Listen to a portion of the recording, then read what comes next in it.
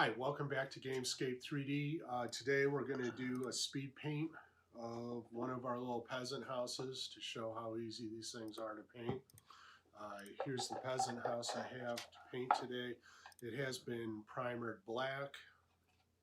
Okay, so we're all ready to go.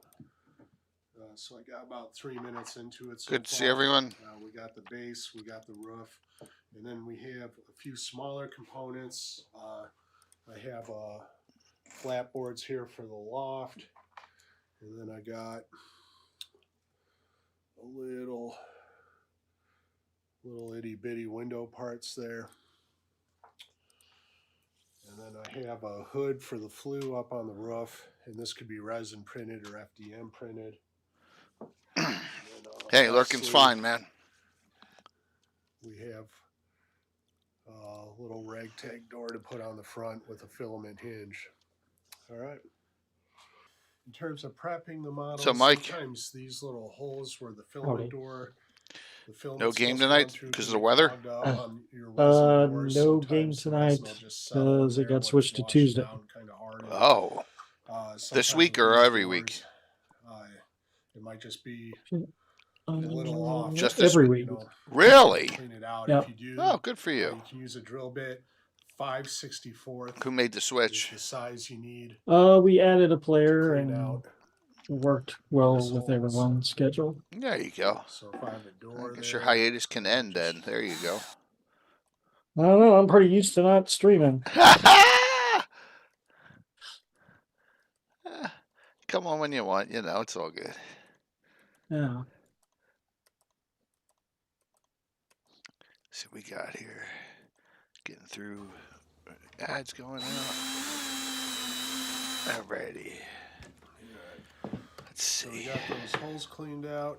Should be plenty of room now for our filament, and we will continue on. Good break here. All right, the first thing I'm going to be doing is Oh, man, I need the coffee tonight. Holy. Onto the timber frames. And I'm going to use a pretty good sized brush. I don't care about getting brown everywhere for this first part. In fact, it's preferred. So there's my brown again. Kind of on the lighter side of a mid-tone. Now I don't want to use so much brown that I'm filling in the details, of course. And if some of the black primer comes through, that's all the better. You definitely So for the last few weeks, I've been dealing with vertigo. Waste your time creating an even it's coat around this. Nearly gone. I'm hoping by the time Gary Con rolls around, I won't have to be popping dram on me. You can go do something else. What is that when you get make up sure you or kind of hit at first it was when I tops first and got bottoms up, of and then it timbers. started to be all day long, oh my gosh. standing up, Just paint the and face of then these it things, started to 'cause just you're not kind gonna of, be coming back later I don't know if I got used to to hit it these or if it sides. just gradually went away, but This is kind of yeah. Oh man. Every time I think you I'm should be over getting it, painted then unless you like if I absolutely move have to around come too back in and do a quickly, little I gotta touch-up. sit down and Oh Okay. jeez. regain my balance, I guess. It's terrible. So I'm just kind of going at it. Okay. No special care being taken. Alrighty. The wood Do need to get the color off of the GREYHAWK map up. plaster Here comes parts, Anna. or to apply this wood color to the plaster parts with any particular intention. And I might glaze over these and let some of those black. Hello. Black Hello, lines Mike. So come awesome that through. you could be here. Your repurposed Thank freighter you. drifts through course. space. As you stare out at the star-flecked void, another ship comes in. Wait, is this sci-fi? I thought we agreed on Considering a this World was War your II idea, campaign. this one again. Oh. So, haha. Did we? Yep. That's cool. I can pivot. I The had smell of to smoke blow the curdles in your dust off of nostrils. my Hold up, I thought can, we were prepping for a zombie apocalypse campaign. my webcam. You All should right, use here's it what we're more doing. often. the year It's so good to have you on the show. I Humanity's miss elite you. fled to other planets long ago, Yep. taking with them Well, all we'll forms have of Gary advanced Con pretty technology. soon. Earth survivors Yes, scrape yep, by with historic tools as weird phenomena plague Can't abandoned come nuclear soon sites. enough now. Witnesses Yep. We'll get, report seeing we'll start glowing getting lights that, and the dead what rising we're from going to their discuss graves. it And amidst the for chaos, that seminar. 3 strangers will meet in a I den just got to bar. get through this A veteran fundraiser zombie slayer, weekend. a disgraced general know? out for revenge, and a space mercenary sent to investigate the power plants. Now describe your characters. Right, here we How did you do that? I have the right tools for the job. Alright, getting through the tour game stuff. What's up, Chuck? You like that these ads, don't you?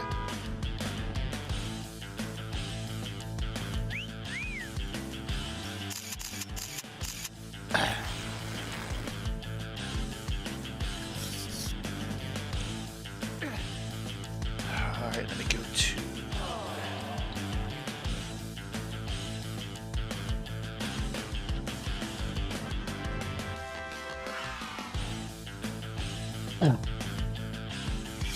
Yeah, that's a pretty good ad. It should have been on the Super Bowl. Yes. And we get more. Even I would have enjoyed watching it if they had that ad out. I didn't need ads to enjoy it this year. Right, Mike?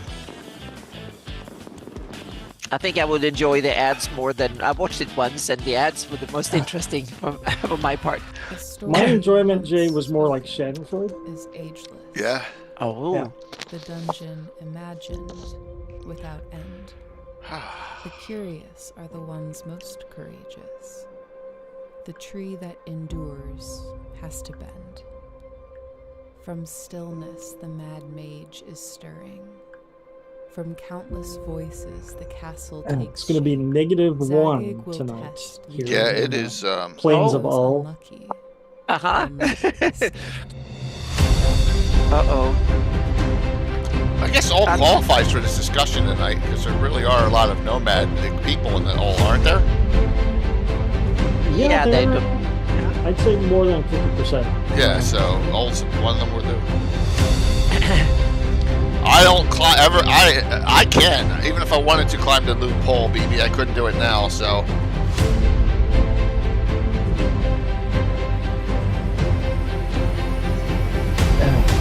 A new ad, really, Chuck? Are you serious? I mean, that's 2 in the same year. Are you feeling okay? That's awesome. That's great. I mean, yeah, there's Michael. I'm trying to get Frog Guy. I've been trying to get Michael to, you know, they don't do ads like you, but that's okay. It's all right, man. Let me see, what am I hitting now? No, it's still. Well, they could do something like the Budweiser frogs.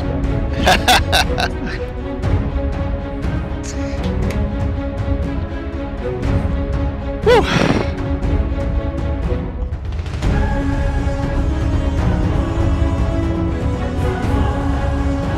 Oh, look, somehow the thing's all messed up on there. Look at that. That's weird. Wonder why that happened. Let me hit the button. No, let's see if it worked. Fixed it. Nope.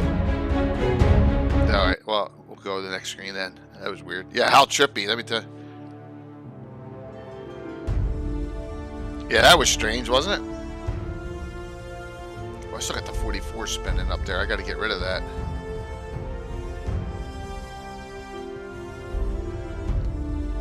It's only almost March, and I just realized that.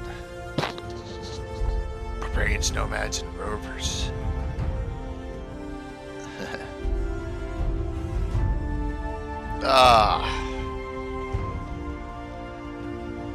By the way, this is still open as we have. Give me an update tonight here. Go to that.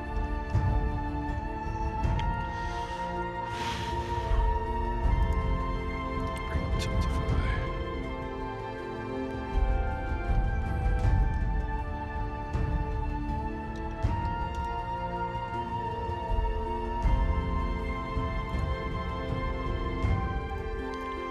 How am I gonna do this?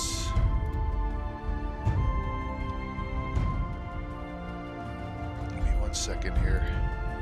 Just trying to figure out the best way to do this. You're gonna hear a double sound for a second, I think.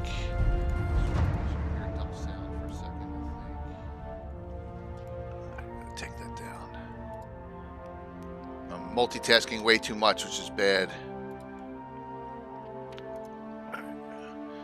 This stupid thing. I think I'm about to tell. You gotta sign in every time and ask for code every stinking time.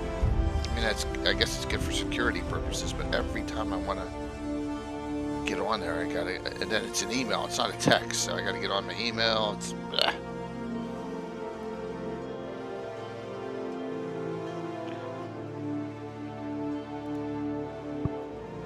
didn't get it.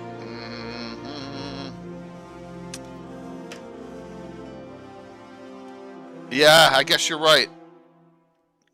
Absolutely. All right. Live. Look at this. Mike is back. Woo! Awesome. Very, very cool. I haven't gotten this code yet, so now I got to go back and forth and do it again.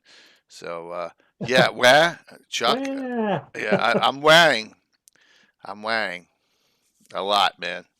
So, yep. We're gonna have some. We're gonna have a good time tonight talking about Barbarians, Nomads, and Rovers. You know, get through some of that. It's been a long time since we discussed them. Oh, look, I got the code finally. Yeah, there we go. Let me put this in, and then I can get to the main screen. And that's not it. Hey, so Gary. What's going hey, on, Rob, Gary? How you doing? Look at that. So I gotta go here. My gosh, this is too much. Too many places to go. View team campaign. All right, so I got it. Finally, it took me forever here. We are at already, and we really haven't officially started yet. And of course, yes. Give me one more second. Oh my gosh, desktop. You need to do that every time now. That's yeah, part of your it resets it every time. All right, $2,440 already. So, yep, there we go. 26,271. 10%. Alrighty. Well, what's the goal? I can't see that. 26,271, which was last year. So, right on. And we haven't really even started officially yet. So, yes, and we already got $1,000 and a $500 donation. So, yep. Tomorrow night is the beginning of the official start. Although, like Orc Skull and I think Stronghold's going to be doing it as well tonight. So I want to show this, and I don't think I should have to make any commentary on where this adventure tomorrow night is going. Because you're all smart enough that's the wrong one, and so that wouldn't show anything. So where is what? Here it is. The Knights of Ulick in What If. And I show something on the right. So there you go. If you don't get it, then you don't know me. So, yes. Yeah. You like that, Rob? Yes, that's tomorrow night's opening event with just my guys in it. So, yeah, we're going to see where we go. Oh, it's going to be fun. How much can I destroy in 4 hours? That's all, that's all I'm thinking about. And it's for charity. So, yeah. All right, so we are good. We're coming along. And like I said, we haven't even started yet. So that's great to see. Okay. So, Barbarians, Nomads, and Rovers tonight. Haven't done this for in 3.5, 4 years. Yeah, it's been a while. What do we want to get out of this discussion, Mike? Since you're back here, take it away. Yeah. What are we going to get out of it? What would we like to get out of this tonight? Yeah. I'm going to. I'm going to get out of it is I'm going to dispense some very, very deep cuts on GREYHAWK lore. Anna's going to get to pour over maps intricately. And Jay's going to be along for the ride, I guess. That's about it. Yeah. Yeah, we have some political intrigue. There's some liches involved in this. Can you imagine? I found some cool stuff. There's some cool stuff in this that I didn't realize until I started reading this a little bit. Yeah. And to say I don't ever use the eastern side of the map is a lie. We had a major series of adventures a long time ago in the lands of the Frost Barbarians. See, and that is carried on to this day. As a matter of fact, our newest group a character. Coco just made a character from the Frost Barbarians, a third level barbarian female. She's already fourth. Yeah, it all ties into what's going on in my campaign, so we can talk about that too. Yes. Let me do this. Did I set up the giveaway? I don't think I did. Classic D&D reprints like usual going on tonight. I did already. Okay, I did. So, and don't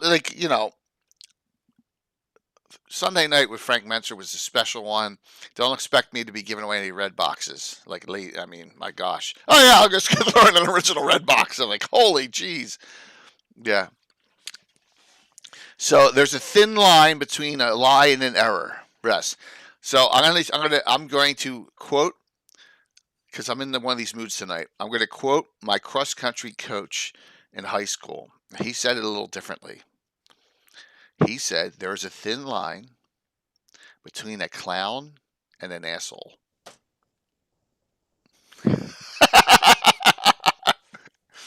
Wasn't directed at me. It was directed at someone else. Well, you look reading. That's pretty prophetic. So, yes. All right. So, Anna, what do you expect to get out of this discussion? Some more lore and some cool. You will bring us in some modules that I didn't even realize was set there. So yeah, just a very few. Yeah, very few. So yeah, and Stan, I stand.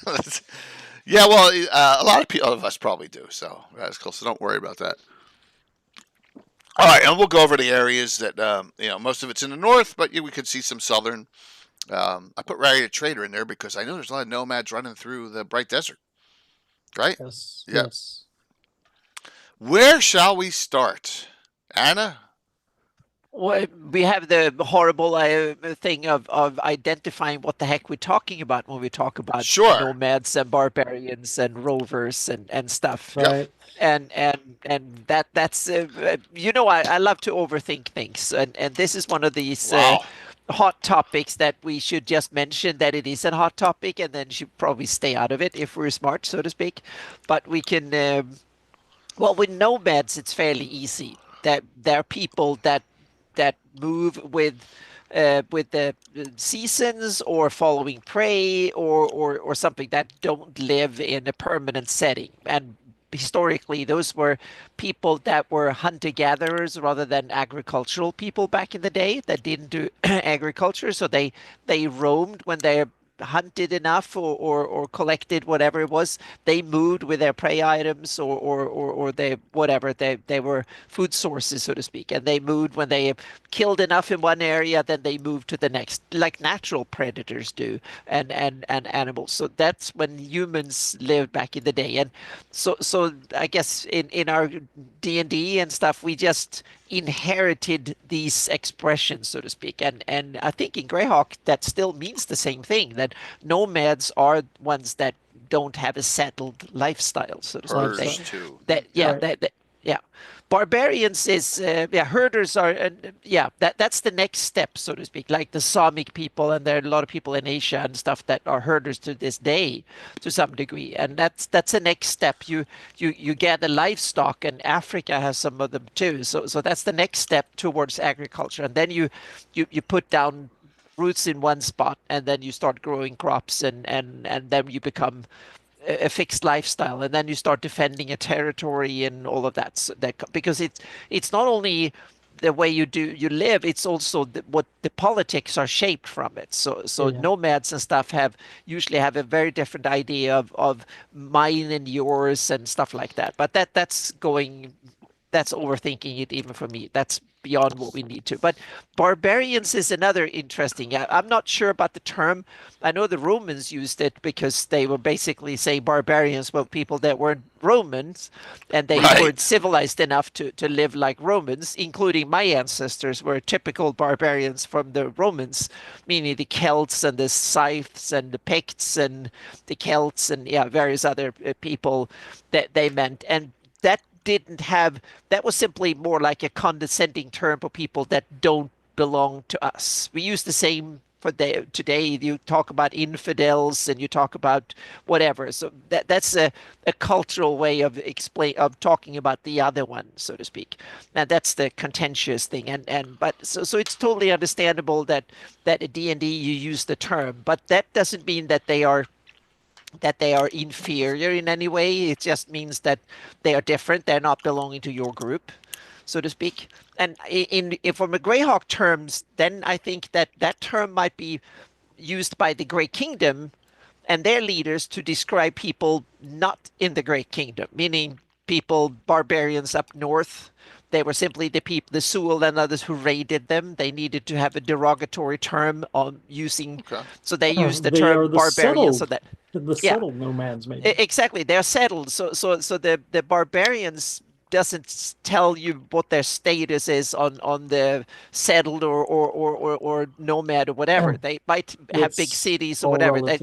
Because those same Iridians, when they were crossing the Flannis, they were the barbarians. Yeah, exactly. So that's the so I just wanted to tie into these expressions a little bit. And the Rovers, that's just one of these nomadic people that we would get to. Yeah, that we would get to, so to speak. So that was my trying to. I'm hoping that Tim comes on hour 2 because he's done a lot with them.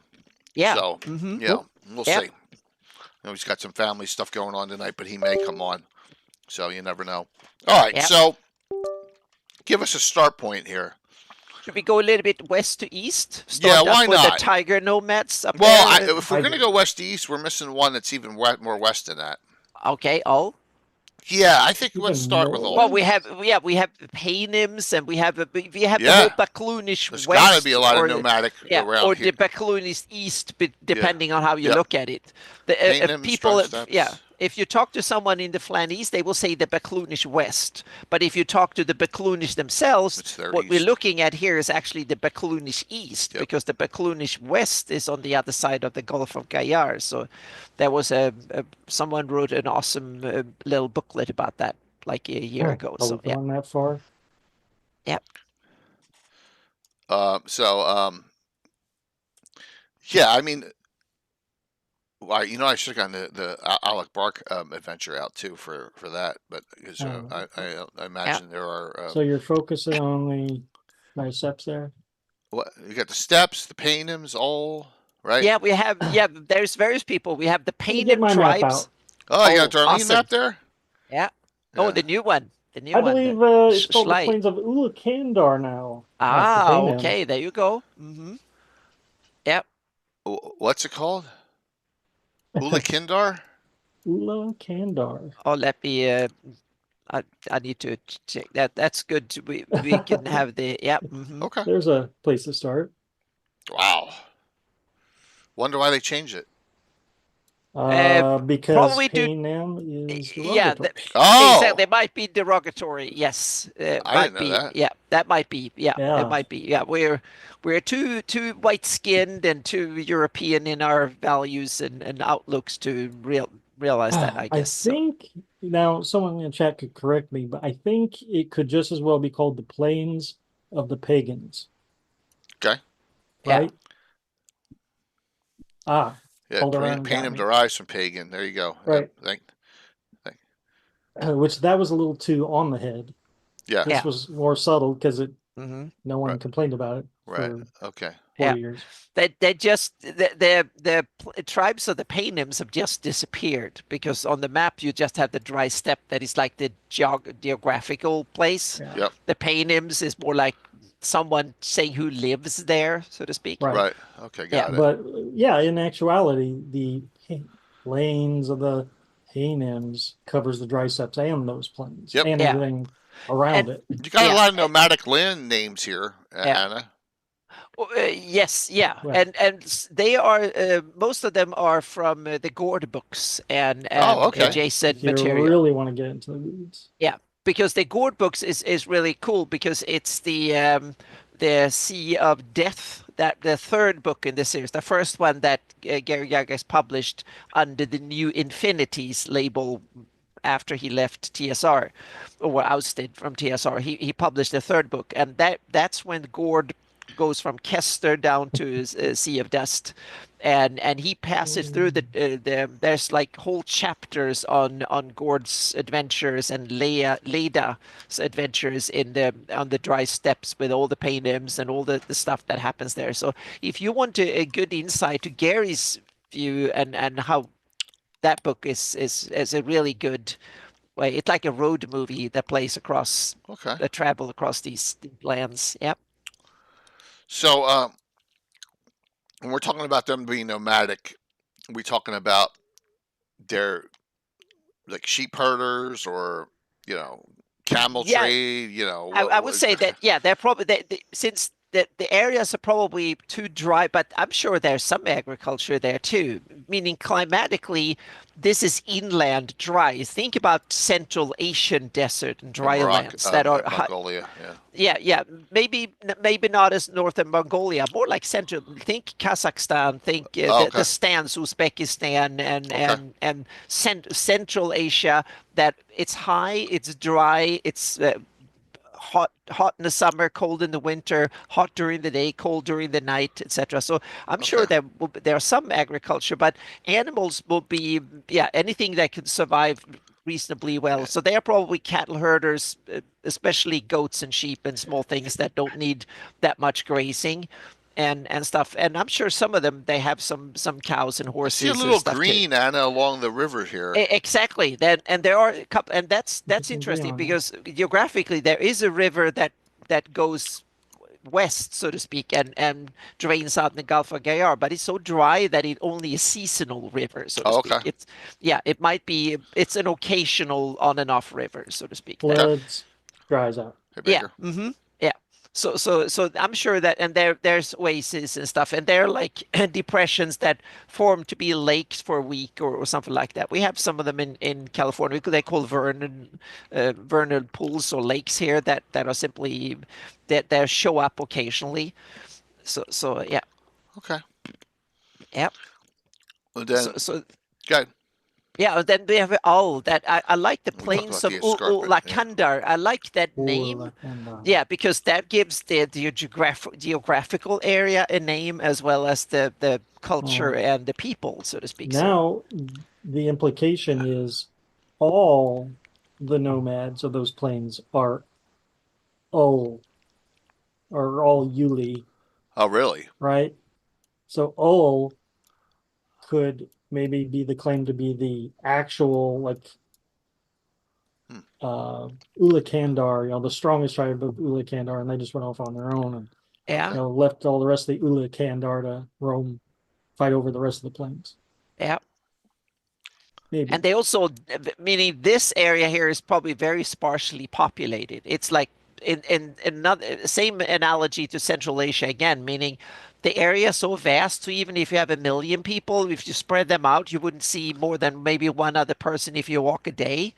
So it's so you can have little concentrations here and there, and then vast areas to roam. So these people a lot of them live one place in the summer, and then they live another. Like in the summer, they might go up in the mountains and the hills because that's where you find more grazing and hunting grounds. But in the winter, you go down to these rivers and stuff and valleys and survive on the grazing and stuff down there over winter, and then you move another 1,000 miles up in the hills somewhere again.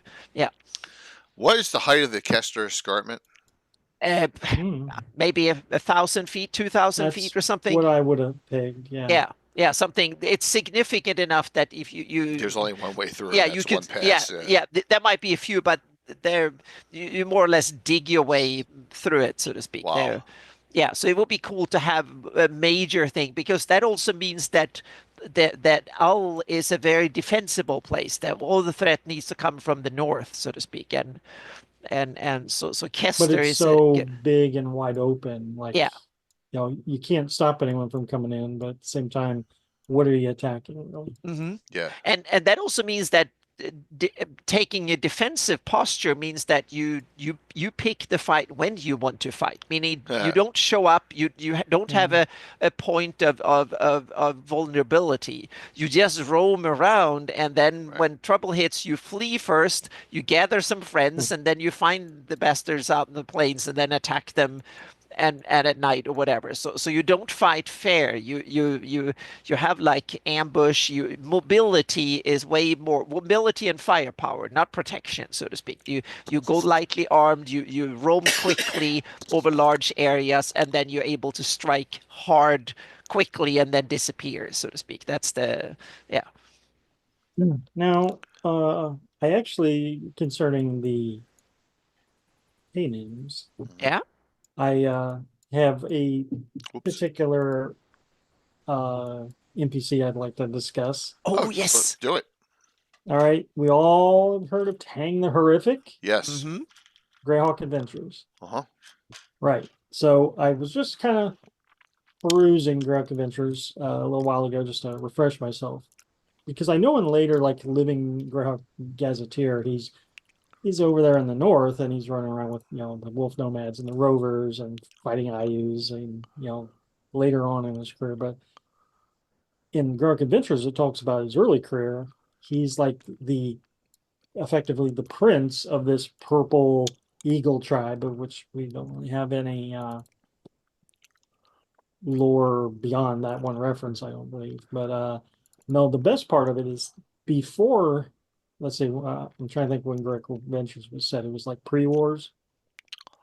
Yeah, it's pre-wars. Yeah. So pre-wars, Tang, as the roaming 12th level fighter that he had already served IUs, the wolf nomads, the rovers, Shieldlands, GREYHAWK City, Great Kingdom, Furiandi, and Ten. That's a military career that beats Alexander the Great, so to speak. It's like, yeah, it's amazing. Mike, this would be yeah, I don't have the page. Okay. Because it's the NPC section. Yeah, I know. I look for it in the table of contents. And I'm like, where is it in the table of contents? I usually look for the art. Monsters, deities, geography. It's not. Yeah, he's Conan effectively. Hall of Heroes. I got it. 35. But he gets around probably. Yeah, that's a good point. He's like, he's done everything but be a pirate apparently. Give him time. Yeah, give him time. Well, Living Gazetteer killed him off though. Unfortunately. They killed everyone. Yeah. Did they really? Yeah. Oh my gosh. Spoiler, he got too in deep with the Empire of IUs fighting them. Yeah, remember, Living GREYHAWK lore is very sparse. So a lot of you don't have to have that in your lore if you don't want it. So, wow, that is a huge amount. I didn't realize he was in Shieldlands. Wow. Yeah, as a matter of fact, in that book, I think it starts him off like in gameplay in the Shieldlands. It says his yurt is. It does. You seem like some local lord. Yeah. Yeah. Huh. So that changes things, doesn't it? And if he had a high-level barbarian general, whose side is he on? Yeah, but it's kind of understandable that a lot of meaning he's like Genghis Khan and stuff. I guess that mobile warfare and skirmish style that gives you a lot of military experience, and they also very chaotic societies in that sense. Things move fast and allegiances change quickly, and if you don't like someone, you move and you strike up a relationship with some other folks, and then you don't like them and so on. So it's a very meaning a settled lifestyle that means that you need to work out your conflict with your neighbors over time. You either conquer them or become friends or you merge with them or something. But if you can move around, that means the conflict can fester and spread and go back and forth. So at least that's often the experience in the real world. And I guess the fantasy world will be similar. Yeah. His great ambition that he never gets to fulfill is he wanted to unite the Rovers and the Wolf Nomads against IUs. Yeah. But he also, the text says, he wants to bring over his tribe from the plains, the Paynims. Yeah. He wants to bring them over as well to fight IUs, but he just doesn't know how. Yeah. But he might be the normal kind of leader in that sense that he will unite anything as long as he's the one leading them, so to speak. That's the point. And once again, I'm a big thing about the GREYHAWK Wars. I like the idea of the GREYHAWK Wars, but I think they fumbled. Here you have Tang. He would have been a great, subplot for the GREYHAWK Wars to bring. But on the other hand, he might be smart enough to ditch it, so to speak. He might have waited for them to squabble enough, and then he can bring in a horde and take over the place. So Who didn't die in Living GREYHAWK? Yeah. They killed everyone. Well, they brought in a bunch of too, so yeah, we have to. They rotated. Yeah. There was churn, so to speak, in the number of NPCs and stuff. Yeah, but they kill all the old ones. That's everyone. What you do when you want to have a new world order, so to speak, and stuff, and you move the story forward. Yeah. Forgotten Realms was even worse. They just moved it forward 100 years, so they all died. Yeah. Now, speaking, I just reminded myself of a nomad horde scenario. This is a good one. Also involves the plains nomads. In the Cannon Fire forums, which is a place that's really underused these days, Doc Shoulder, if he's on, Doc Shoulder had a great thread on the forums that it still sticks in my mind. And he says, what if the Mahdi of the Dry Steppes, who is supposed to be this Alakbar, trying to unite all the tribes situation. He said, what if he's really a cult of Vecna, or whatever the Backloonish version of Vecna may be, or insert whatever evil god you want. But so the Mahdi is actually an evil worshiper, unites the tribes then to take out all the civilized nations of the Backloonish West, with the goal of maybe taking all the magic from the Zasha Poor Ekber is always in trouble. Yeah. And I thought that's a twist, because normally I would say, oh yeah, Ul's the big bad on the block. But let me if I do a search query on this, for what would I search for on Cannon Fire? Yeah, I'm here. Just go to the forums, the general forums, and it'll be on there. You don't need to do a search. It's okay. It's still new. Okay. Oh, so under World of Greyhawk discussion? Just a general, the first forum, wherever that is. Yeah, right here. Yeah. Now, it's about halfway down the page, you'll probably see my name is the last comment on it. Well, maybe Mortellin, that is. Sorry. Right. Maybe it's not anymore. Shoot. No. Someone else commented. Is this it, Grognard? No. Discussion. I tried to find it. Paynim's evil creatures. Yes, Paynim's evil creatures. There you go. Yep. All right. That's what I'm referring to. All right, cool. So, Doc Shock. It's not Doc Shoulder. It's Doc Shock. Doc Shock. Sorry. Yep. Damn it. Anyhow, it was I think it's a good thread. If anyone wants to get on there and comment on that, I'd say go. Yeah, I tied in Rary. Yeah. I knew Rary was involved with the Paynim Nomads too. Yeah. That's kind of why I put that up there. So interesting. So, yeah. Interesting. All right, cool. Yeah, the forums should get used a little bit more, but I mean, there's a lot of talk on Cannon Fire, right? But then that stuff kind of gets lost. It gets lost as well if you're actively in the topic, right? In the discussion. Yeah. All right, very good catch, Mike, on that one. Huh. Cool. I'll leave that open. Leave that open in case we need to be there. All right. Throw our way up and around and up. How's that sound? I like the idea. That would be a great mega campaign for someone to do the nomad, the Wolf and Tiger Nomads, and the Rovers, and that would be great. One ginormous horde. That would be a great adventure. That'd be a great adventure path. The more I read about this area, the more I want to do a campaign set in the late when IUs is strong. Can you imagine playing Wolf Nomad warbands, Urtags, and IUCN out there? That is something I want to see a movie of. Yeah, I want to see a movie or TV series and stuff, because that could be awesome battles and lots of cool monsters, lots of old awesome stuff from back in GREYHAWK history. I mean, if you have the Urtag, some of the oldest flan, you can have all the cool flan cults and all the really nasty stuff. The wolf nomads could be badass like none other, so to speak, and their shamans could be. Yeah, I mean, come on, you have to. Yeah. So and then you have Iusians that are the big baddies. It's a lot of fun, and the so that is something yeah, that's ripe for fun adventuring. Yeah. Well, they are gonna apparently be doing a D&D series. Oh yeah, That's Netflix, back Forgotten in Realms. discussion. Yep. Yeah. Hey, Jeff. But this is an area that is interesting because it's both new and old at the same time.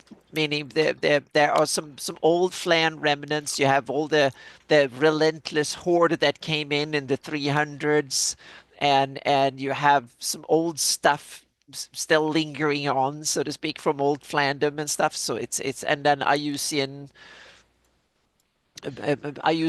roaming as well. Yeah, but they didn't conquer either the Nomads. They didn't conquer either. No, of course they tried. I mean, they wiped a lot of Rovers out, but they didn't.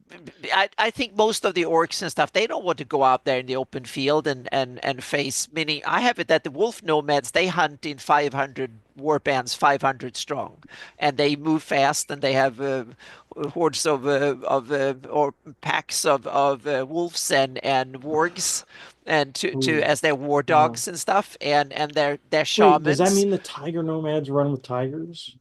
No, well, not that much. They have a different tactic. They are ambush hunters, and they are more individualist ambush hunters, and also they're shamans. That's why I want to have the werewolves and the were-tigers and stuff, so you can have some, and if you want to have a Rakshasa somewhere, I think that the Shakyik leader of the Shakyiks, I think a Rakshasa will be perfect for that role. Cool. That will be awesome, so to speak, and that will be like a curse that goes, and you have to show when you have that, then you're ready to lead, so to speak, and so I think even Ius will think once or twice before you mess with these people, because they're not that many, but they are ruthless and badass, and I love the idea of having the wolf nomad and tiger nomads, their war bands and stuff, and I just love the idea. I'm already looking I'm about to start using tiger nomads, Anna. Oh yeah? Yeah. I'm running a Pearland campaign now. Yeah. Oh, and they're going to be would have raiding into Pearland? Yeah. Possibly. Yeah. Yeah, and Very I would think about the tiger nomads as more individualist. They live in smaller groups, and they ambush hunt, and they have their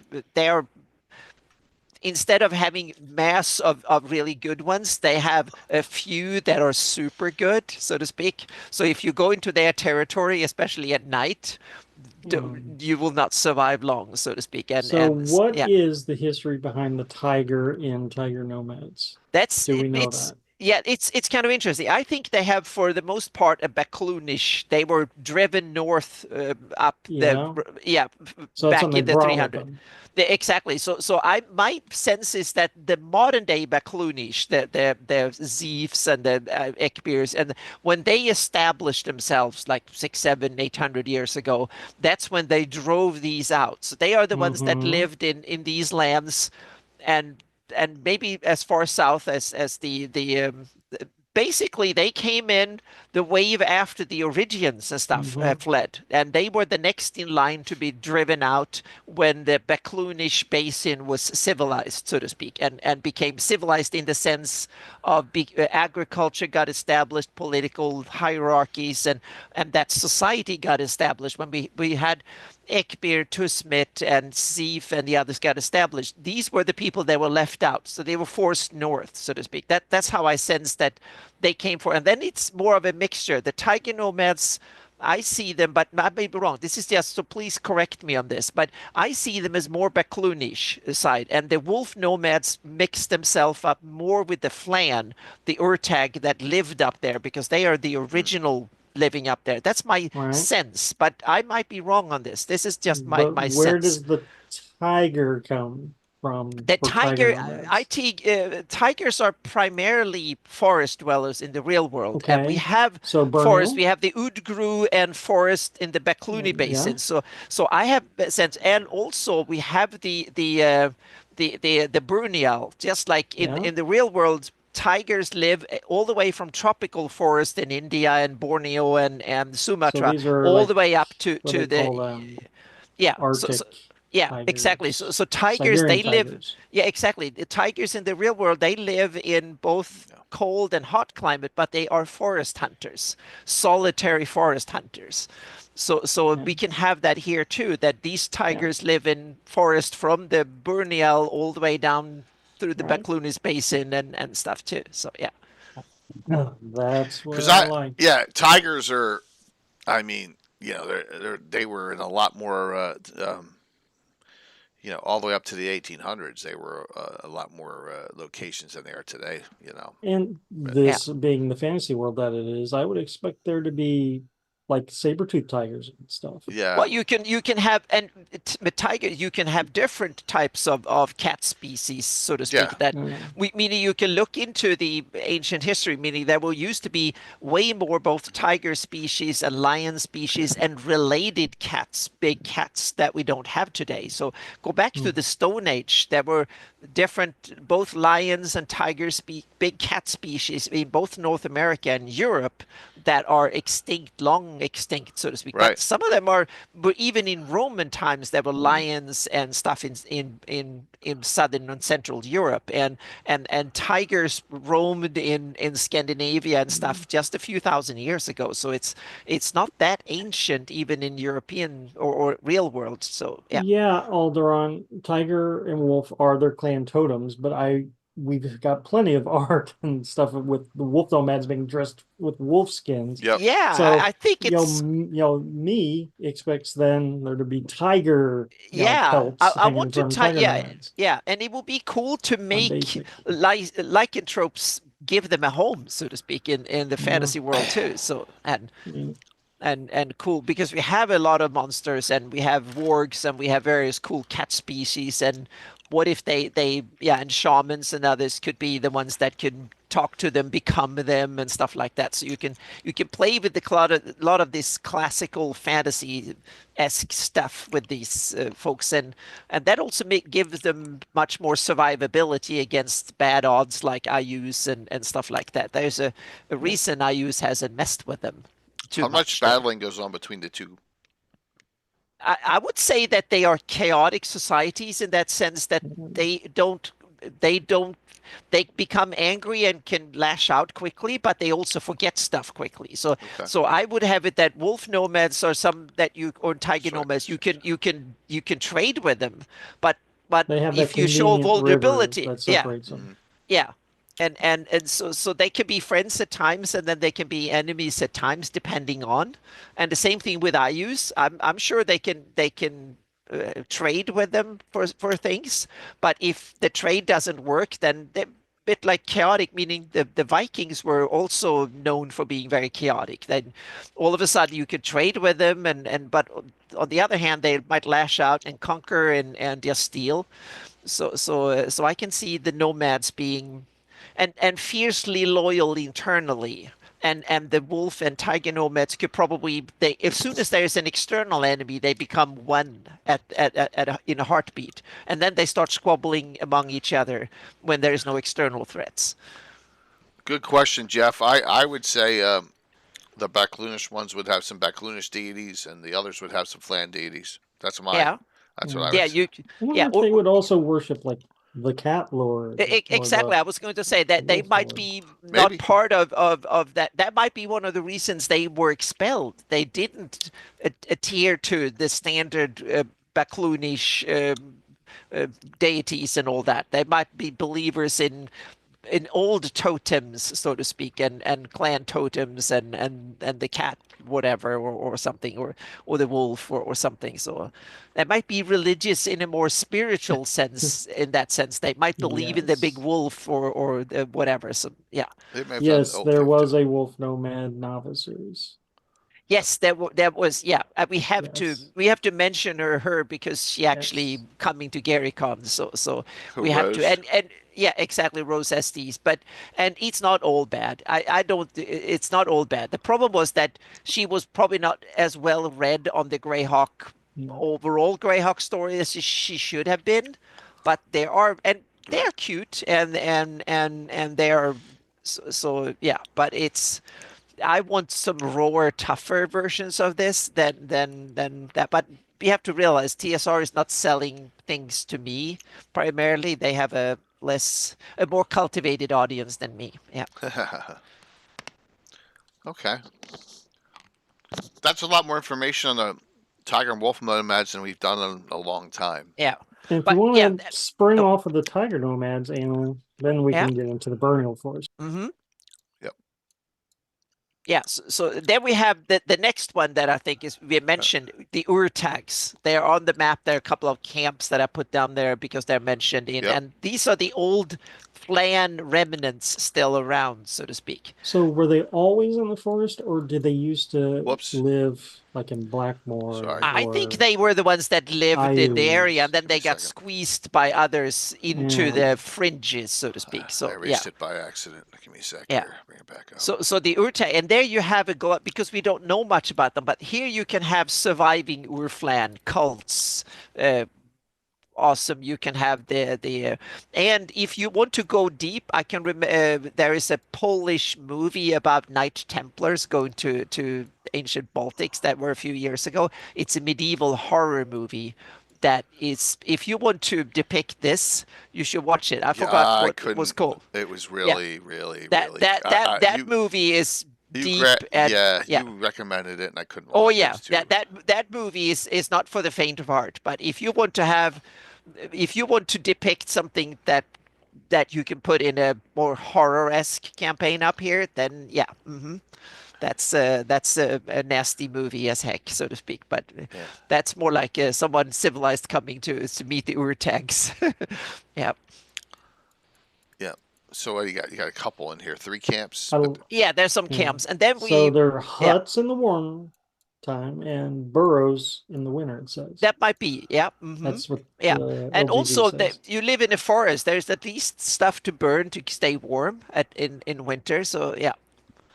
And hopefully some bear skins to get dressed in, and reindeer skin or moose skin or whatever you have. So you have some fur and stuff to get dressed in, and so there's probably ways to survive up there. So is the climate in the Burial like northern Canada, or is it like Vancouver area where it's always wet? If you go out to the coast, it's probably more like Vancouver is too far south. Okay. Meaning we talking Alaska, we talking inner Canada, Siberia. So right, got near the coast you have more wet and rainy and stuff. In the inland you get a couple of hot months in the summer.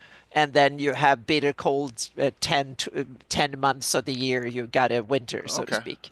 And the trees here are probably stinted conifers, small conifers, because they grow very, very slowly. So when you go north, you have a tree line when it's so cold that trees can't grow anymore. But that comes gradually.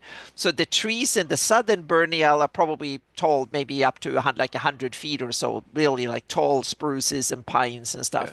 But the further north you go, the smaller and smaller they become. And it's like if you're northern Sweden and Finland that have this type of climate, then eventually the trees will be 5 feet, 4 feet, and then the trees will be tiny little 1 foot trees, and then there's no trees because it's so cold that they don't even grow. But these trees can be. That goes for the treants as well. Yeah, they're probably you get small cute treants, and they grow slowly. So some of these trees can be hundreds and hundreds of years old, but they're still tiny, so small little ones eventually. So like Christmas trees up northern Sweden and Finland and stuff. And Russia, they get small 4 or 5. They maybe grow to 10 feet, and then they get smaller and smaller, and eventually they just vanish. And you see them in shielded down in the valleys along the rivers at lakefronts, but as soon as you go up a hill, they disappear. And further south in drier climates, it's the opposite. The trees are up on the hill, up in where there's more humidity up in the clouds, and not down on the plains. But when you go north, they will huddle away from the wind, because that's what kills them, the cold wind. So that's Nice. There are more tribes in that area, though, Anna. Really? Well, yeah. I'm sure there's some, and we also have to mention we have Merlin's Castle up there on the coast as well. Yeah.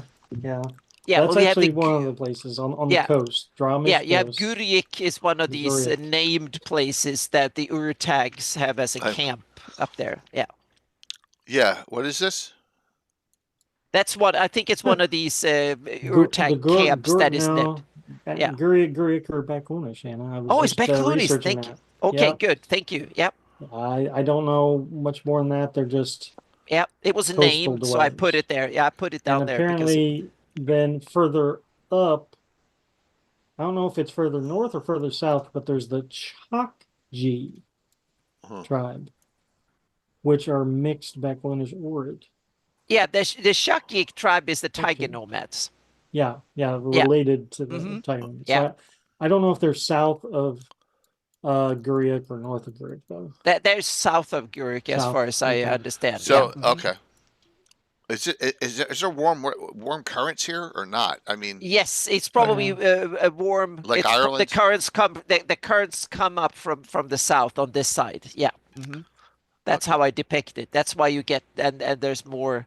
Okay. So the forest is probably thicker and stuff. That's why you get the Udgru forest down there, because that thrives on the hillsides down there a bit further south. Right here. Yeah, that's on the, and then you get the opposite rain shadow on the northern side of the Yahtils, and then on the southern western side you get like you get in Southwest Alaska on the Canadian, from Oregon all the way up the Pacific coast northwest. You have that same phenomena. Yeah, they tend to put stuff, these castles, like in really, really remote places, right? Well, if you want to live away from prying eyes and intruders, the coast up there is probably one of the best places in that sense. The thing is, that's not the most remote place where Merlin lives. Right. That's true. It might be even, Yeah, Boot Hill. Yeah. All right, so. And then we have a little bit of vestige of we have the wolf nomads, and then we have the vestige of civilization in Blackmore, which I think we should mention since it's up here.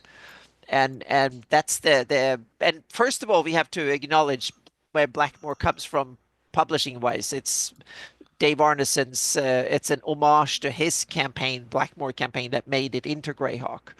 Yeah, and now the homage is Arn. Yeah, exactly. Arn. They changed it to Arn because this map is so faded. Yeah, so it's kind of, and it's interesting, and when it comes to the lore of the setting, it was one of these kind of a little bit of civilization up there that are even conquered and ruled for a little bit period by the Great Kingdom. So there's that influence coming from the south, but it's so cool when it has some really cool. It's run by the Archbaron Bestmo, that this hapless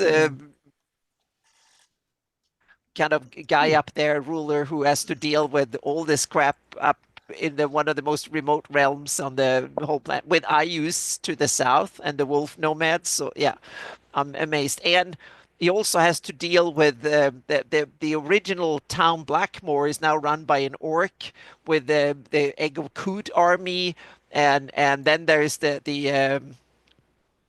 was the Lish Lord Reynald the Gaunt. Oh, yeah. Amy couldn't wait.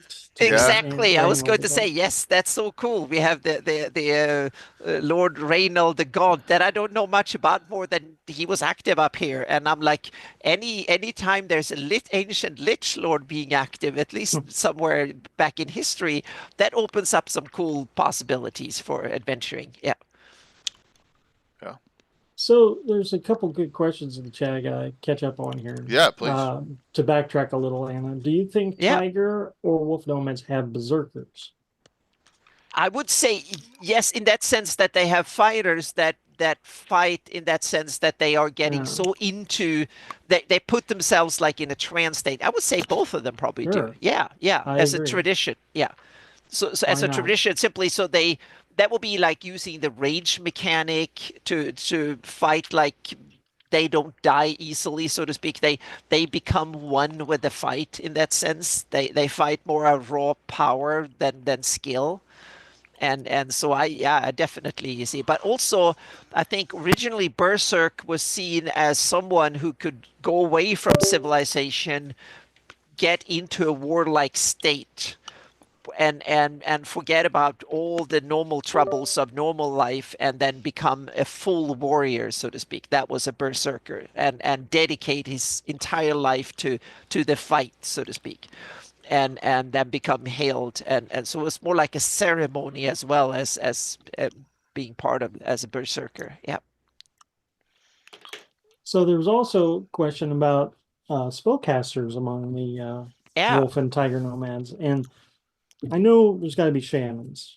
I mean, by default, there's got to be some kind of shamans. But interestingly, I just grabbed my LGG here, and just for to be technical, the ruler of the tiger nomads is a wizard. Really? Yeah. He's a 10th level fighter and a 2nd level wizard illusionist. Yeah. So he uses that to scare them. There you go. I can totally take it that they could be using both arcane, some divine, and some primal magic for using. The stuff goes with what you're saying, how the tiger nomads are like stealthy and smaller groups. Exactly, and use ambush and so on. Yeah, that to me that fits into their wolf nomad I can see use more like movement and sheer power, so to speak, and the tiger nomads being stealthier and using more ambush, small team, single ones with their familiar, becoming more like a tiger when they do it, and the berserk means that you go in and you can use anything from illusions to all sorts of stuff to bring down the enemy by fooling them, and then a lot of backstabbing and stuff like that too. Yeah. I never used the Kalmar stuff. While we're up near the land of black ice, I just had something that really caught my eye when I was going through the LGG today. And we all know in the land of black ice there are blue bugbears, right? Right. The famous blue bugbears. But in the LGG, whoever wrote that section, Gary, Eric, I don't know who, but they threw in something here that really interests me here. Black hide trolls. Yep. Black hide trolls. Does anyone know what the hell that is? That's I have it that these are the natural that I bred these, and they are demonic trolls, so to speak. That I use these he took these and bred them into better version of them, so to speak, and more demonic. So I have them as the reason I came up with this, I had this idea even before the Living Greyhawk Gazetteer comes out, because there was a Swedish comic where I grew up about a guy that was called Pelefant, meaning he was some sort of elephant, and one of his companions, or he was a companion but also a villain, a nasty bully. He was a licorice troll, and me talking the 60s, it was racism and we didn't know better back then, so I'm sorry, but he was the licorice troll, and so black trolls had been with me since I was 5 years old in that comic.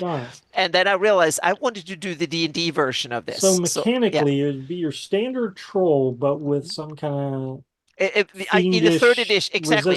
I took a fiendish template from 3rd edition D&D and applied it to. So they become nasty in that sense. They become immune to fire and stuff. So you need to, they are way harder to kill. My pop's trolls are immune to fire. Yeah. You gotta use acid on them. And so these are much nastier. So you have to do like a combination of acid and radiant damage usually to kill them.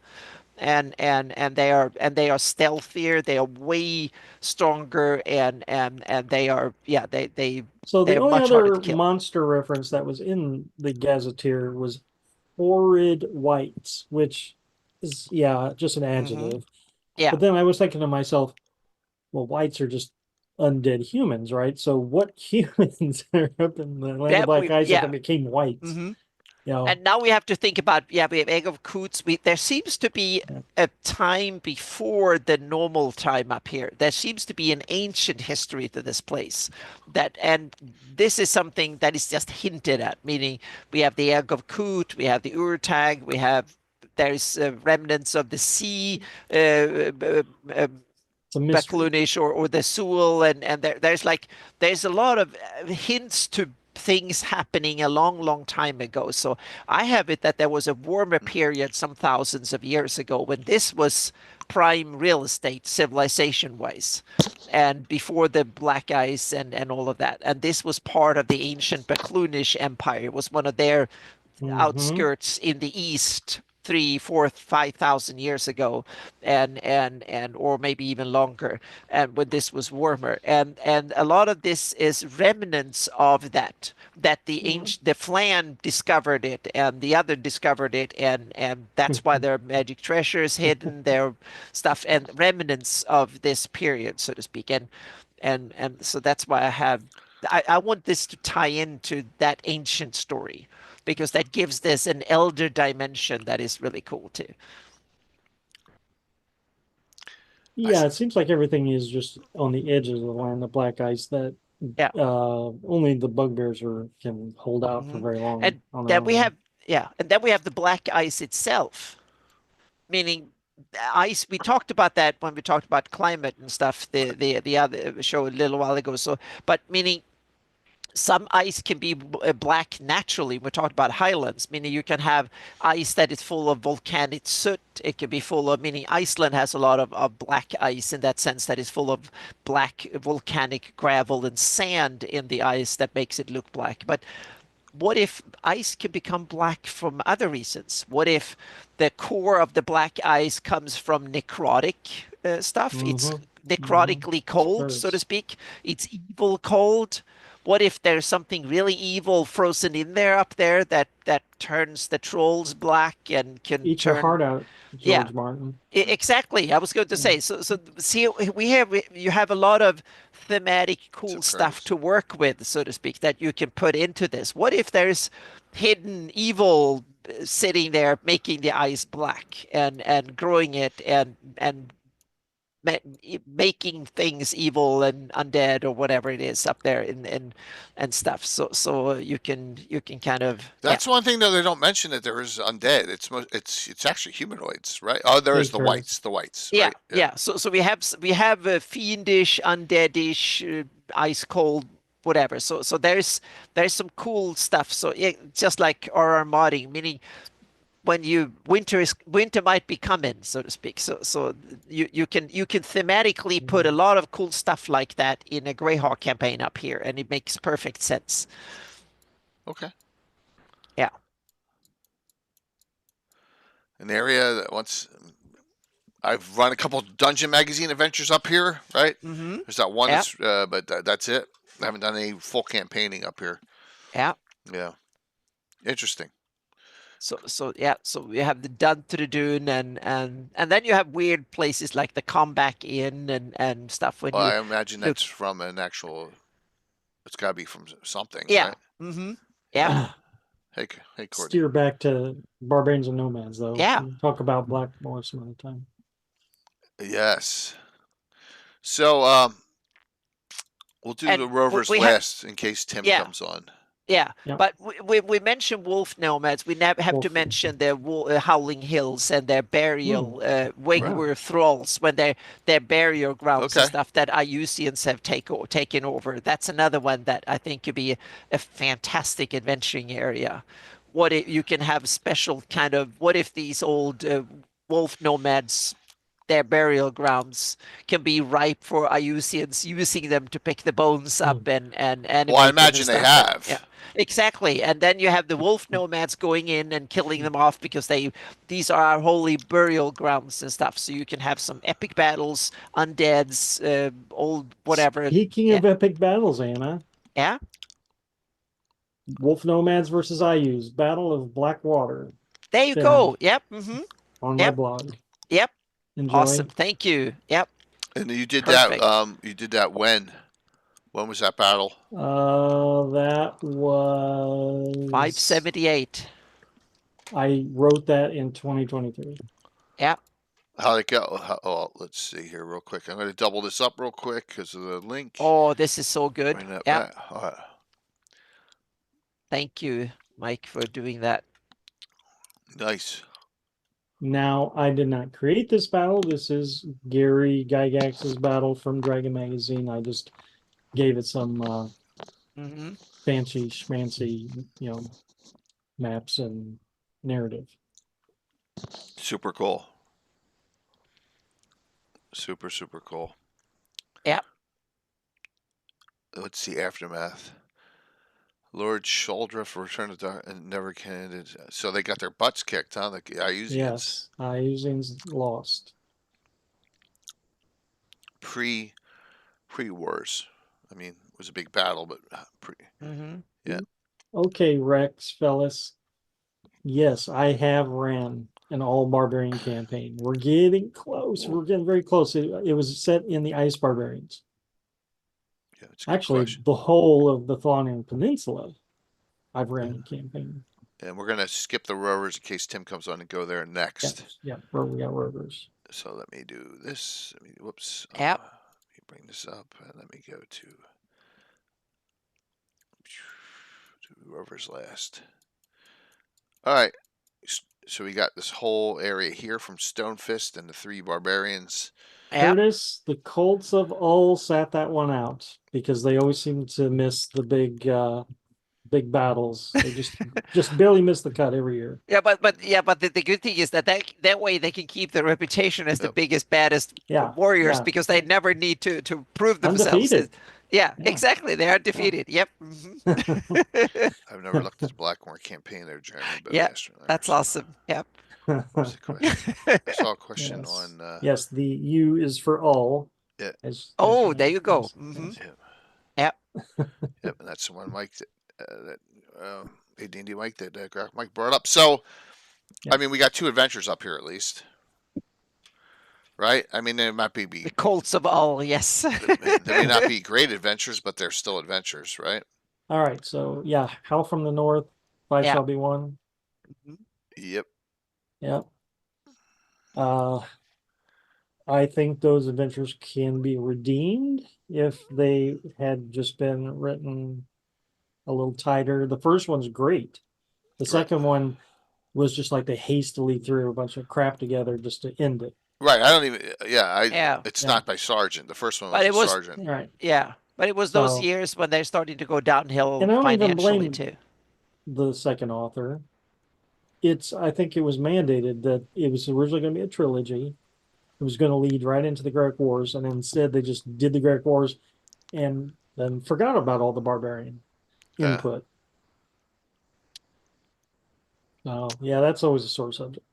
Yeah. You ran them, right, Mike? I have ran them, and I ran them again in the South Seas. Oh, okay. In the Hold of the Sea Princes. Nice. Because in the story, the Blades of Chorus belong to these ancient Sewell barbarian heroes, and much like most artifacts, after they've passed on, they get lost and scattered, right? And as the 2 adventures go, if you get them all together, you can summon Vatun. Right. Yeah. So I posited after that adventure, then the Blades get split up again, but this time they're down in the south. It's still a Sewell region. Right. But this time, if you assemble the 5 blades, you can summon up some other Sewell god if you want. Cool.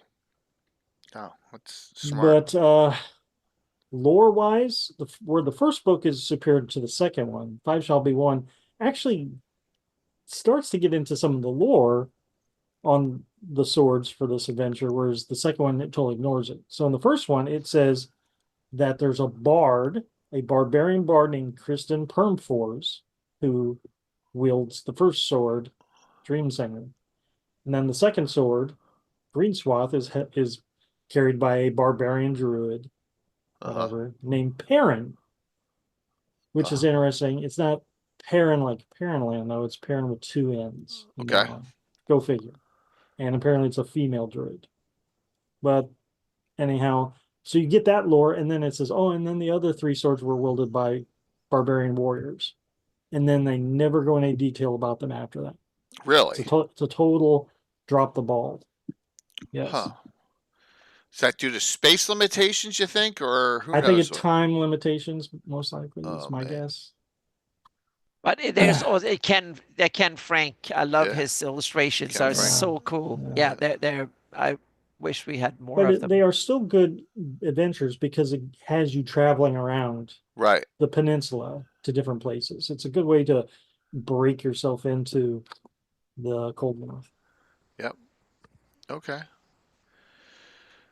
But it's a series of encounters, more like, right? Like, so you got to fill the spaces in between on these, don't you? I suppose the first one's a little better at leading you around. Right. Eventually you go to an orc city. Was that in Stonefist? The one in Stonefist, yeah. Yeah, that would be. That's the other thing is that Permil? Garrick and Cal, right? Yeah, here it is. Yeah. Mm-hmm.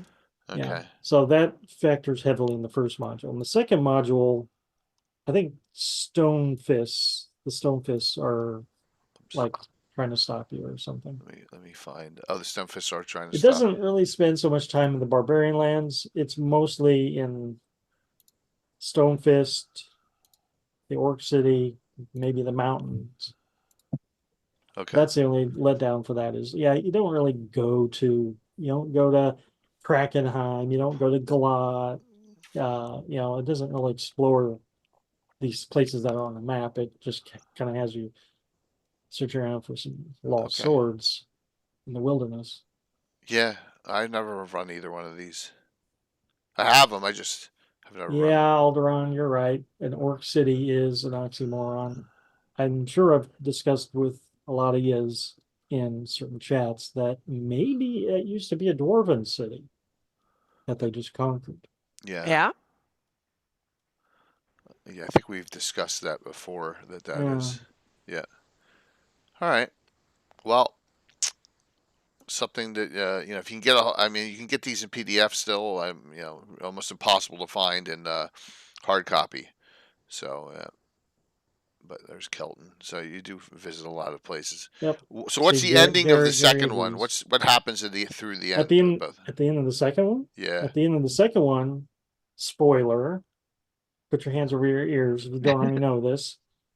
You get all the swords. You're going to bring back Vatoon like you hoped, and he was going to unite all the barbarian lands to then take on your enemies. But no, wah. It's Ayus in disguise. Oh, so it is Ayus, so then the whole thing's just a wash. The swords are assumed to be lost again or something. I don't know. It just so that means that the legend was wrong all around, or from the beginning, or it's just, or maybe Ayus just became the man in the middle attack from that sense at the right time. I don't know. It's terrible. It's a rug pull on players. Like my friends back in the day were really invested in that area, that culture, the characters. I have an entire comic based on one of these characters, Valcon Dane. So, which you can check on my blog. I posted a new one on today. Oh, cool. So I really like that area. There we go.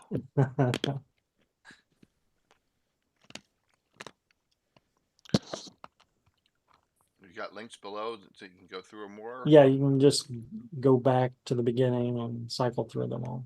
Yeah. Nice. One is this.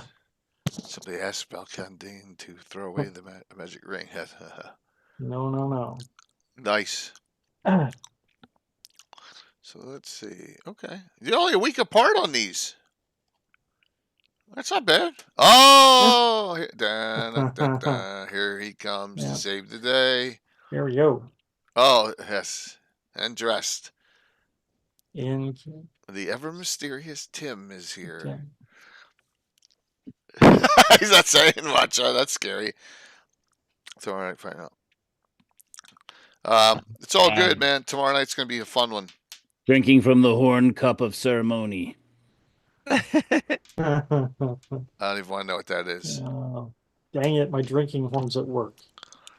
I don't drink it So, with just on the yes. So, Tim, we are in the lands of. We skipped the Rovers, hoping that you would come on. So we're up in Stonefist, talking about there, and talking about the ice barbarians. So, ice, frost, and snow barbarians.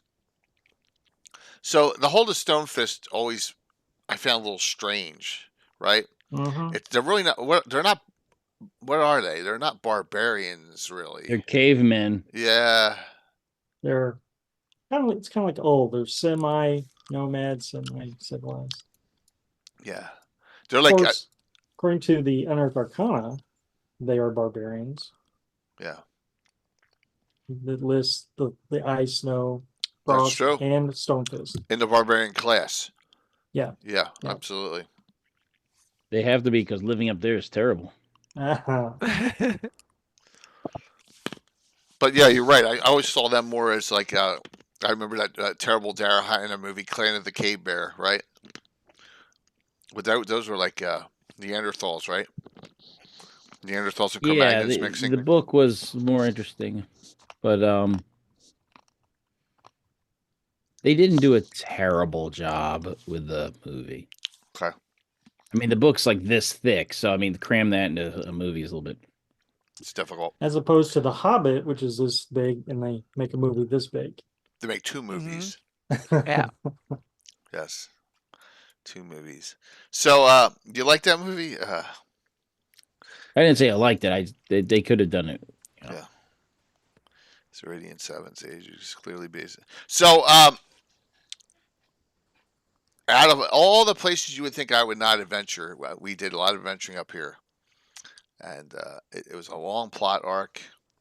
And it turns out that the Fruzti, right? The Frost Barbarians. And it ended up that Walt's character, Rowena, ends up marrying King Hugrid. And then there's generational characters, so... and their son is now actually in Altamira. He's a fighter. He's not a barbarian class. He's a fighter. But he's down there with 2 other, I don't know if they're cousins. They're probably cousins. But Alan's got the 2 cousins. One's a barbarian. The other one's a crusader. And, the Nord Blades. And they're part of an adventuring group.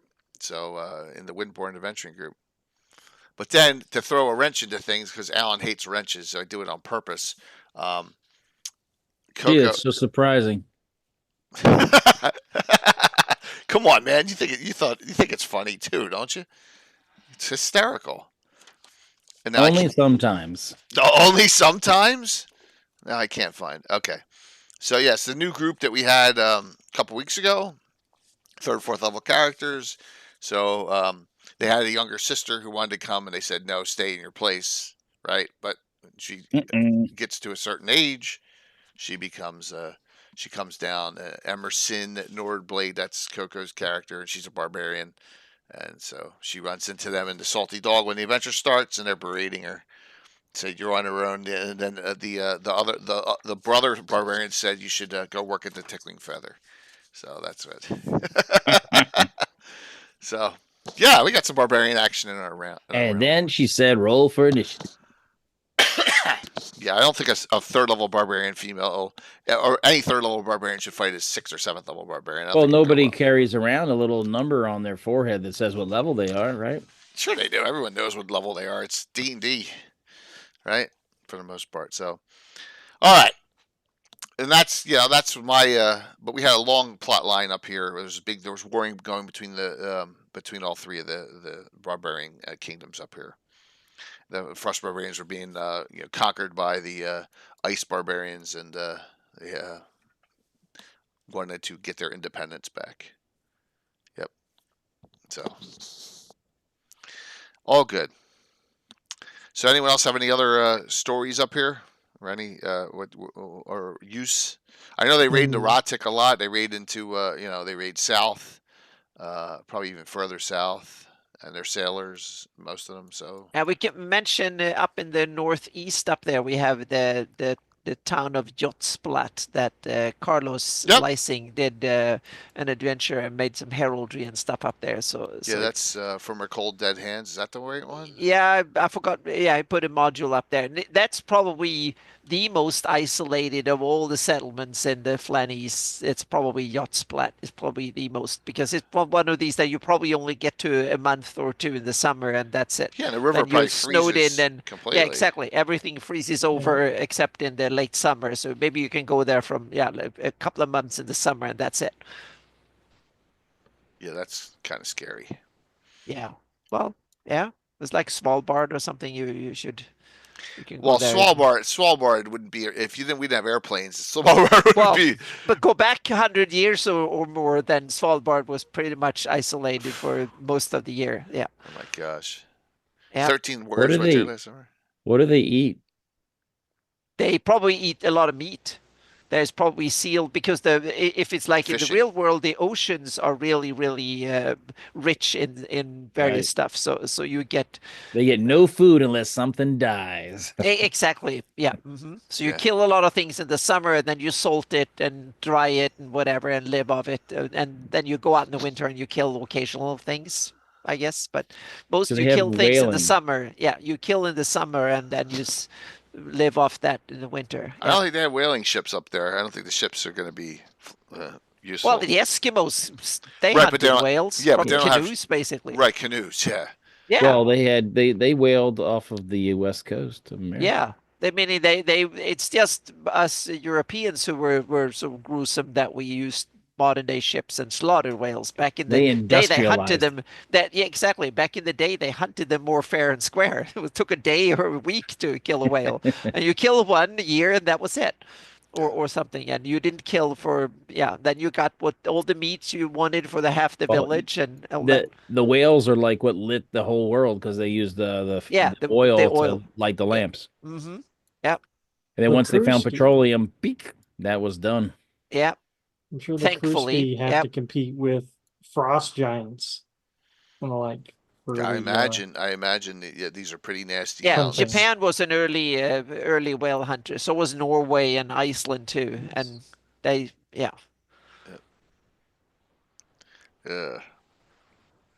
Wriggling, save the. One. So well, I think some of this might smoke some of it, but freeze. If you catch it late, you will freeze it. But a lot of times you might also dry it. You hang it out to dry, because a lot of fish up in the Nordics and the cold climate, you hang it out to dry. So you have dry fish is very common in both Norway and Iceland and Sweden and other areas. Up there, huh? Yeah, when it's cold. So you salt someone, you salt it, you pickle it, you salt it. You dry it, and sometimes you can store it if it's caught late in the season. You can freeze it, and smoke some of it too. But smoking requires a heck of a lot of resources, because the wood and stuff. So areas that you have a lot of wood to burn, then you can smoke it. But Jotsplat is probably not that full of trees and stuff, so it might be difficult. So, yeah. Salt is another one that is a scarce resource. It's available, but it's scarce, because you can only manufacture it or extract it from the water. They do have a lot of dryness. Yeah. So in the summer you can produce a little bit of salt up there too. When the sun shines for a few months, you can dry out some seawater, get salt. But otherwise, you have to. So it's really worth its weight in gold or more. Yeah. The Arity defeated the Frusdi Horde, huh? Wow. Yeah. Poor Frost Barbarians. Yeah. Shamblefield is, again, it's already quite detailed. Like Gygax, I just gave it some graphical appeal. Well, this is a long time. 109 CY? Wow. Yeah. Yeah. Ways back then. So basically, Ratic is a battle site for most of it. It was the outpost of the Great Kingdom. Yeah, it was the Mm-hmm. Okay. And right here, that's Spine Castle right here at H, right? They're going to build it. The Nomads are trying to stop them. Ah, Oh, cool story. Yeah, it was the northern frontier of the Grey Kingdom. Yep. Yeah. Ratik and the Spine Castle and the Bone March. That was the Shamblefield is probably the grudge that the barbarians hold to why they wanted to get the 5 swords of Chorus to unite all the barbarian clans together to then come back and knock the Erde down a notch. And here's this one's Schnei Civil War. And that's from my home campaign. Okay, this is home campaign. Like I said, we did a lot of stuff up there in the Northeast, and that was one of them. Wow. So not canonical, right? But still, it was an interesting time. Yeah, because it looks like they got what? There are other troops coming in on this. It was a breakdown after many years of running wars. This was that mercenaries coming in, or was that I think it says Medesia. Forge a pact with Schnei nobles Gorm. Right. Wow. Right. They were trying to do some underhanded stuff, right? Schnei Civil War. 2 good things, man. So you got 2 of them up here. That's awesome. And like I said, this one is historically accurate to the campaign, to the actual campaign. Yes. So, yeah. For some reason, the only battles that I've wrote up in detail, other than Emerald Meadows, have been up in the barbarian north. It seems like. Well, I guess maybe you have you'll just like the history on it. You just the extended campaign hurts the barbarians big time though. Well, yeah, right, because they're limited in there. What are you drinking? I gotta know. Oh, it's a Diet Coke. No, it's not. Is it? It is. It's firewater, isn't it? It's Diet Coke. Okay. It's blackened firewater. Yep. Yeah. Very cool. It's a lot less cool than something else, but Yeah. Awesome. At least I'm not nodding off right here. Yeah, I know, man. I know we're all fatigued, and technically the fundraiser hasn't even started yet. It's like, I'm tired from the past weekend. The long weekend I had, but my wife was very sick. Yeah, I'm sorry to hear that. Yeah, I apparently don't have a very good bedside manner. That's okay. You're like, get over it. I can imagine. No. Sometimes. Do we have anything else in this area? Okay. Alrighty. All right, Tim. Let's go smack dab in the middle here. The Barons. Yes. What are we talking about today? We're talking about Barbarians, Nomads, and Rovers. Just anything you want to bring up. The Rovers. Yeah. Absolutely. No, Gary, we didn't talk about the Coltons. They're what? They're fine. The flan over there in the northeast. Oh. Yeah. I mean, okay, the Coltons. I don't even know who they are.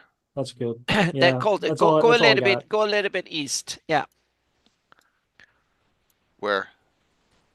A bit up. North of Stonefist? You have east Kelton and you have Kelton.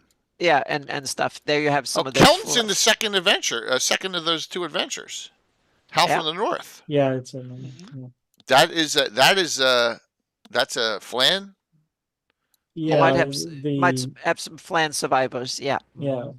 That's why Stonefist is not like the rest of the peninsula. Oh, and I also have that the fists are more flan than the other. The barbarians are more Soul, so to speak. So that's Did not know that. I did not know that was a flan hold. Wow. Okay. Learned something there. I love flan. Yeah. I'm trying to bring up. Now my brain is off. So give me 1 second, Tim, because I don't know why I have so many banners done. I'm looking for the one with your stupid face on. I mean your face on it. I'm kidding. I can't. Oh, here it is. Here it is. All right. The hunting lands.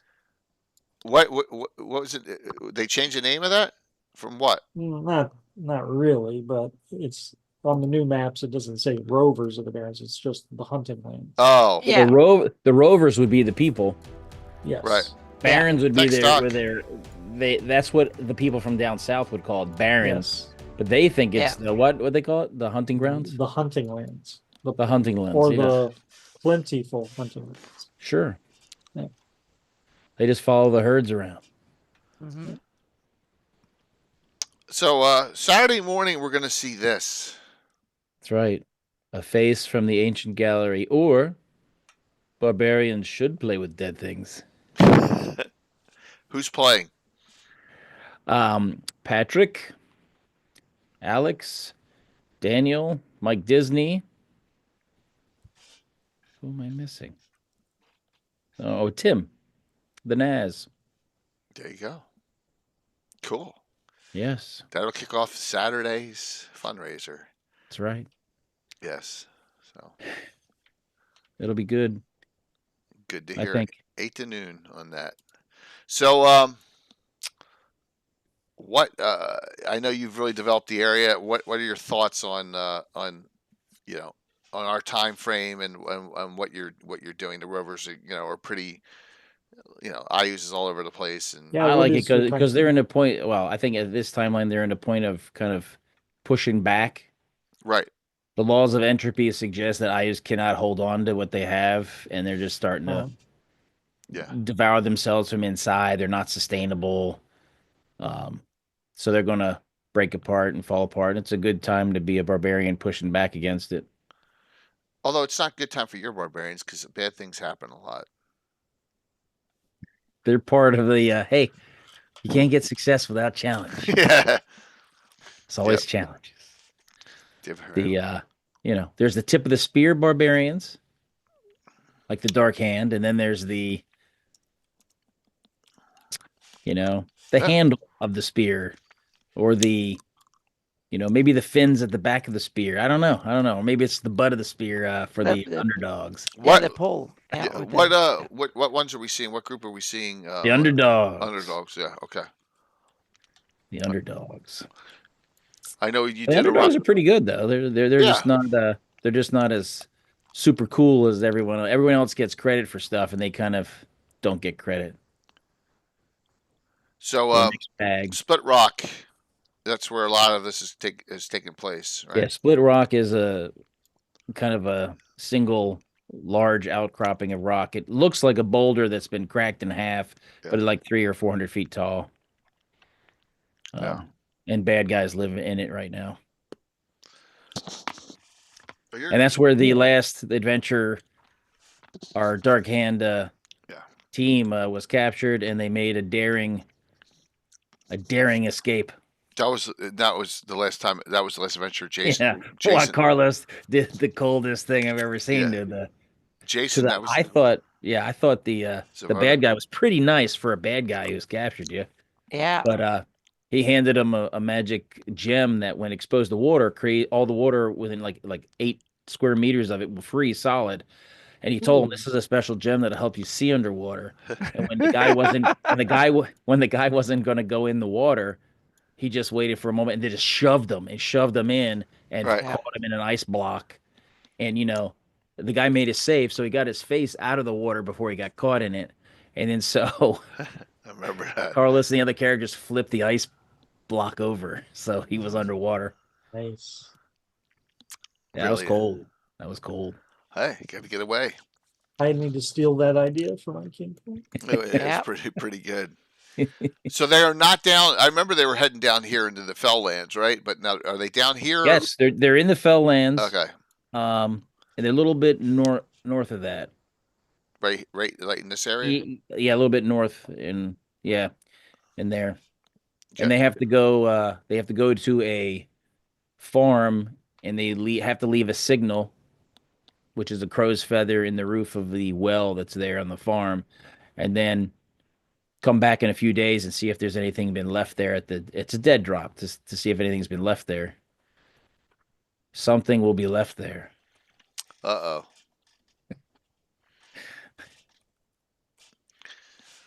That's where we're so I know you've developed a lot of custom classes and a lot of other things up here. How Right. most of most of your characters are not actual barbarian classes, or are they some barbarian? Right. Most well, the Dark Hand are all barbarians except for our specialty. Anna has a specialty character, and so does Carla. Carlos is a barbarian cleric, and his That's character right. is a commando, so she's like Right, more and then all the rest formally are trained. barbarians in the Dark Hand group. Right. In the underdogs, I'm using the framework of in a tribal community and culture, you're a warrior, or you're a wise man, or you're an outcast, kind of. So warriors, there's really good ones, there's really bad ones. So a regular barbarian's a warrior, but so is a fighter. Maybe he doesn't have the stats to fall into the game mechanic, It's barbarian, yeah. but don't tell him he's not one of the tribe. Right, right. So he's going to culturally be just like the barbarians. He's not going to have the same, you know, the same set of, multitudinous secondary skills that the barbarian comes with. So he's not like the super barbarian who's really in one with the land and can really do all that other stuff. But he's got some, he compensates for his lack of outdoor skills with being better with the sword and getting better faster because, to go up a level in barbarian is very rare. Yeah, that is saying something. So yeah, so they have, it's a trade-off. And then a thief, game mechanic wise, you're a thief. What that means is you're a sneaky fighter, you're a warrior. Right. So if you're a ranger, you're a warrior. If you're so all those sort of fighter type classes and anything that's not spell casting would fall into the category of a warrior. And then there wouldn't be very much differentiation between them, except some are better at other skills than others. Yeah, I used to it all be. look kind of the same. They all wear kind of leather, maybe some wear different stuff, but for the Rovers, they would all look the same pretty much. I originally was like, oh, that's it, barbarian or barbarian cleric and nothing else, and then I got off that.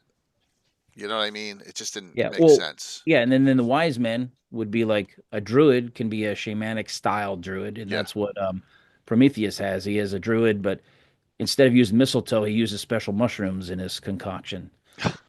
You can have a witch. I had several different types of witches from the different magazine sources. Could be a wise woman or wise man using that game mechanic because it's just different, but it fits culturally. And then there's a shaman. There's a cool, totem shaman class that's also in one of the magazines that I threw in there. Plus a plain specialty cleric, which is what Mike Disney's playing, is a specialty cleric of Hang, the Thunder Spirit. And so I made a special customized spell list and some. He's got some pretty powerful stuff. He's got some pretty powerful stuff. There's limitations. It's like, turning undead 2 levels lower, right? Unless he's in a thunderstorm, and then it's 2 levels higher. Right. So it's just like casting Call Lightning. There's not a cloud in the sky, right? It's for him, he's really lucky because he has the rainbow, which is a bow where if he fires an arrow straight up in the air, it causes a rainstorm to happen. Oh, that's smart. So he can and then he can go ahead and make his own. Darling in. Darling, did you just get rated too? Holy jeez. You got 83 coming in. Awesome. And then did Mike Disney raid you? That is fantastic. Thank you so very much. Coyote fur off. Then the outcast would be like Woo-hoo! your sorcerer or your magic user type. Someone who scares everybody in the tribe, so they don't want you living there. They may want to go see you. There's a witch class that's too scary for them to have you amongst the tents, but they'll go see you to get some special thing done, but they don't want to be near you because they're kind of scared of you. So there's the outcasts that can adventure. And Daniel has Elatron, who's a elementalist. So it's like a shaman that. Oh, that's a good one. What, Earth? No, he specializes in elemental spells. Oh, okay. As a sorcerer. So it's like it's a subset of sorcerer that only does elementalist type stuff. So. No problem, darling. Look away. So thank you all for coming on. And we're talking Barbarians, Nomads, and Rovers. We got Mike back after a hiatus for a bit. Adam Meyer and the ever mysterious Tim We're talking the Rovers and the Barons in GREYHAWK right now. Classic D&D reprint giveaway, ! Drawing. Feel free to hang out and just, because we're only on for another half hour, so if you got to be on to claim, so hang out for that time period, and ! Drawing, get you in on that. Here's the Rovers and the Barons. Now Tim's got his can't act, and you'll see that Saturday morning, day 3 of the actual fundraiser, where Tim has a face from the ancient gallery, or Barbarians should play with dead things. Yes, so there you go. I put the second, subtitle up to vote, and that's the one that got selected. Nice. That'll kick off day 3. I'll be producing it, so I have that, and then for all you darling lovers, which there are a lot, of course I can't find it because I have so many different things. We have this Saturday night, The Forgotten Returns. Thank you, Gary Julian, for give me the background I needed. Look at that group. Eric and Darling, Bones and Coco, and Tony wants a Berlin National Liar. What a game that's going to be. Venerian Ford is back. So, yes. He just won't die. He won't die. And that adventure leads into the Gary Con adventure with them. Nice. Yep. So I got that all tied in all together. All right. So Tim, I love watching Tim's stuff because it's just like, I'm glad I'm not playing in them because I feel physically and mentally drained. Like the characters should feel like watching. Like, oh my God, it's like we're not getting this accomplished. You know what I mean? So it's like I actually feel it. So I know how that. But it was the last one. What's up, Mike? The last game, and Anna mentioned this a number of times. It was a rough start. That was a hard place to start at. Yeah, but it started terrible and got better and better and better and better. But that was awesome because it was like you really took us down in the doldrums. And what the heck is this? And it was really, really bad, and then it just got better and better. And halfway through, it was good, and then it just got even better from there. So that was it was awesome. So yeah. I'm thinking, Mike, you rated into Darling, then Darling rated into me. I thank you both. It was awesome.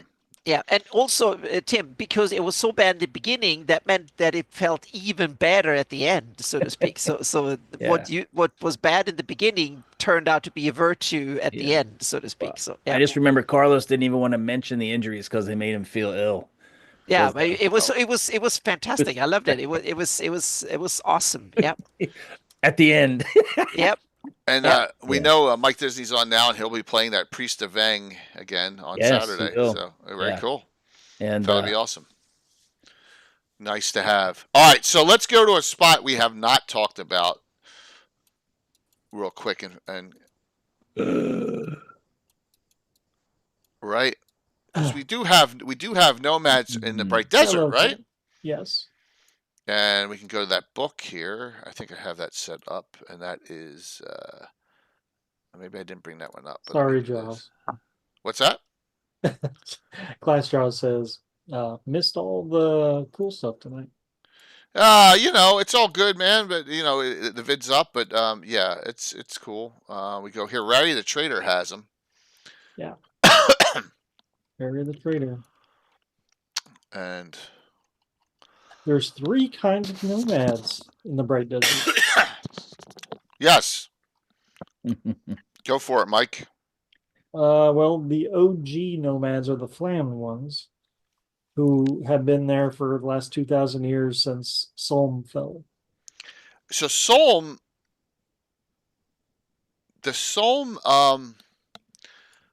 is older than Vecna, right?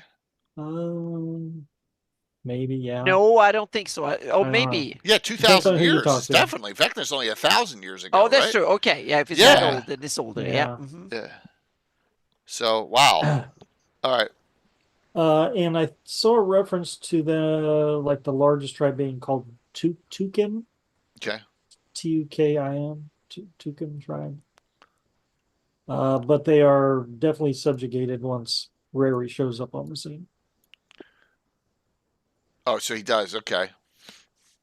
The Flan always gets subjugated, it seems like, for the most part. It's a shame. Yeah. All right. And then what are the other two?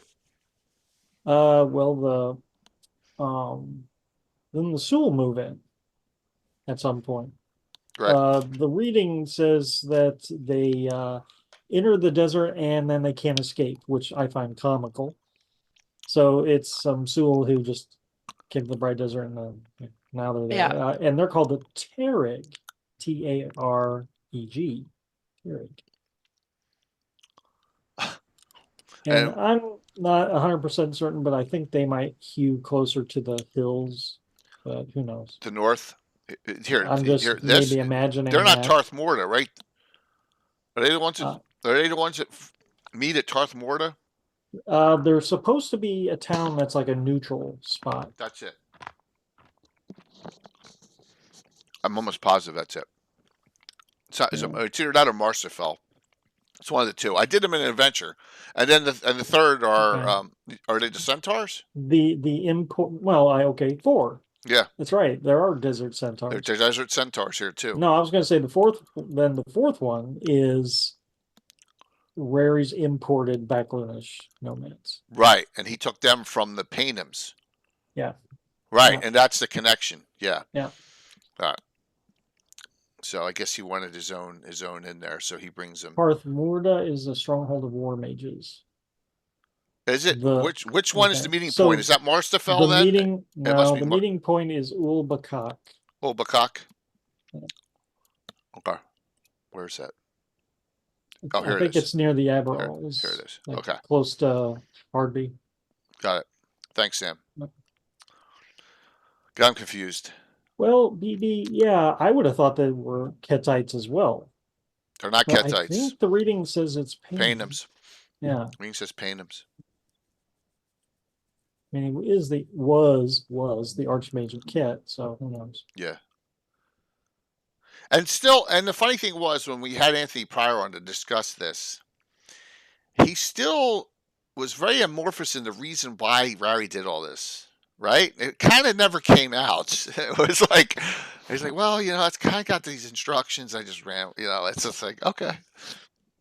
I think he definitely added more than he. Yeah, absolutely. So I mean, this series developed very well. And I know there's a lot of development on this in Living Greyhawk, too. I think Stuart and Paul and all of them do a bunch of adding on into the Bright Desert. Oh, yeah. Yeah. More like they fine tune it. Yeah. So it's definitely a really cool place to adventure in. Deserts are so rough. Yeah, true. But it's a small, tiny desert, so it's not much. It's a desert next door to civilization. So, yeah, like it's probably not as big as California desert, is it?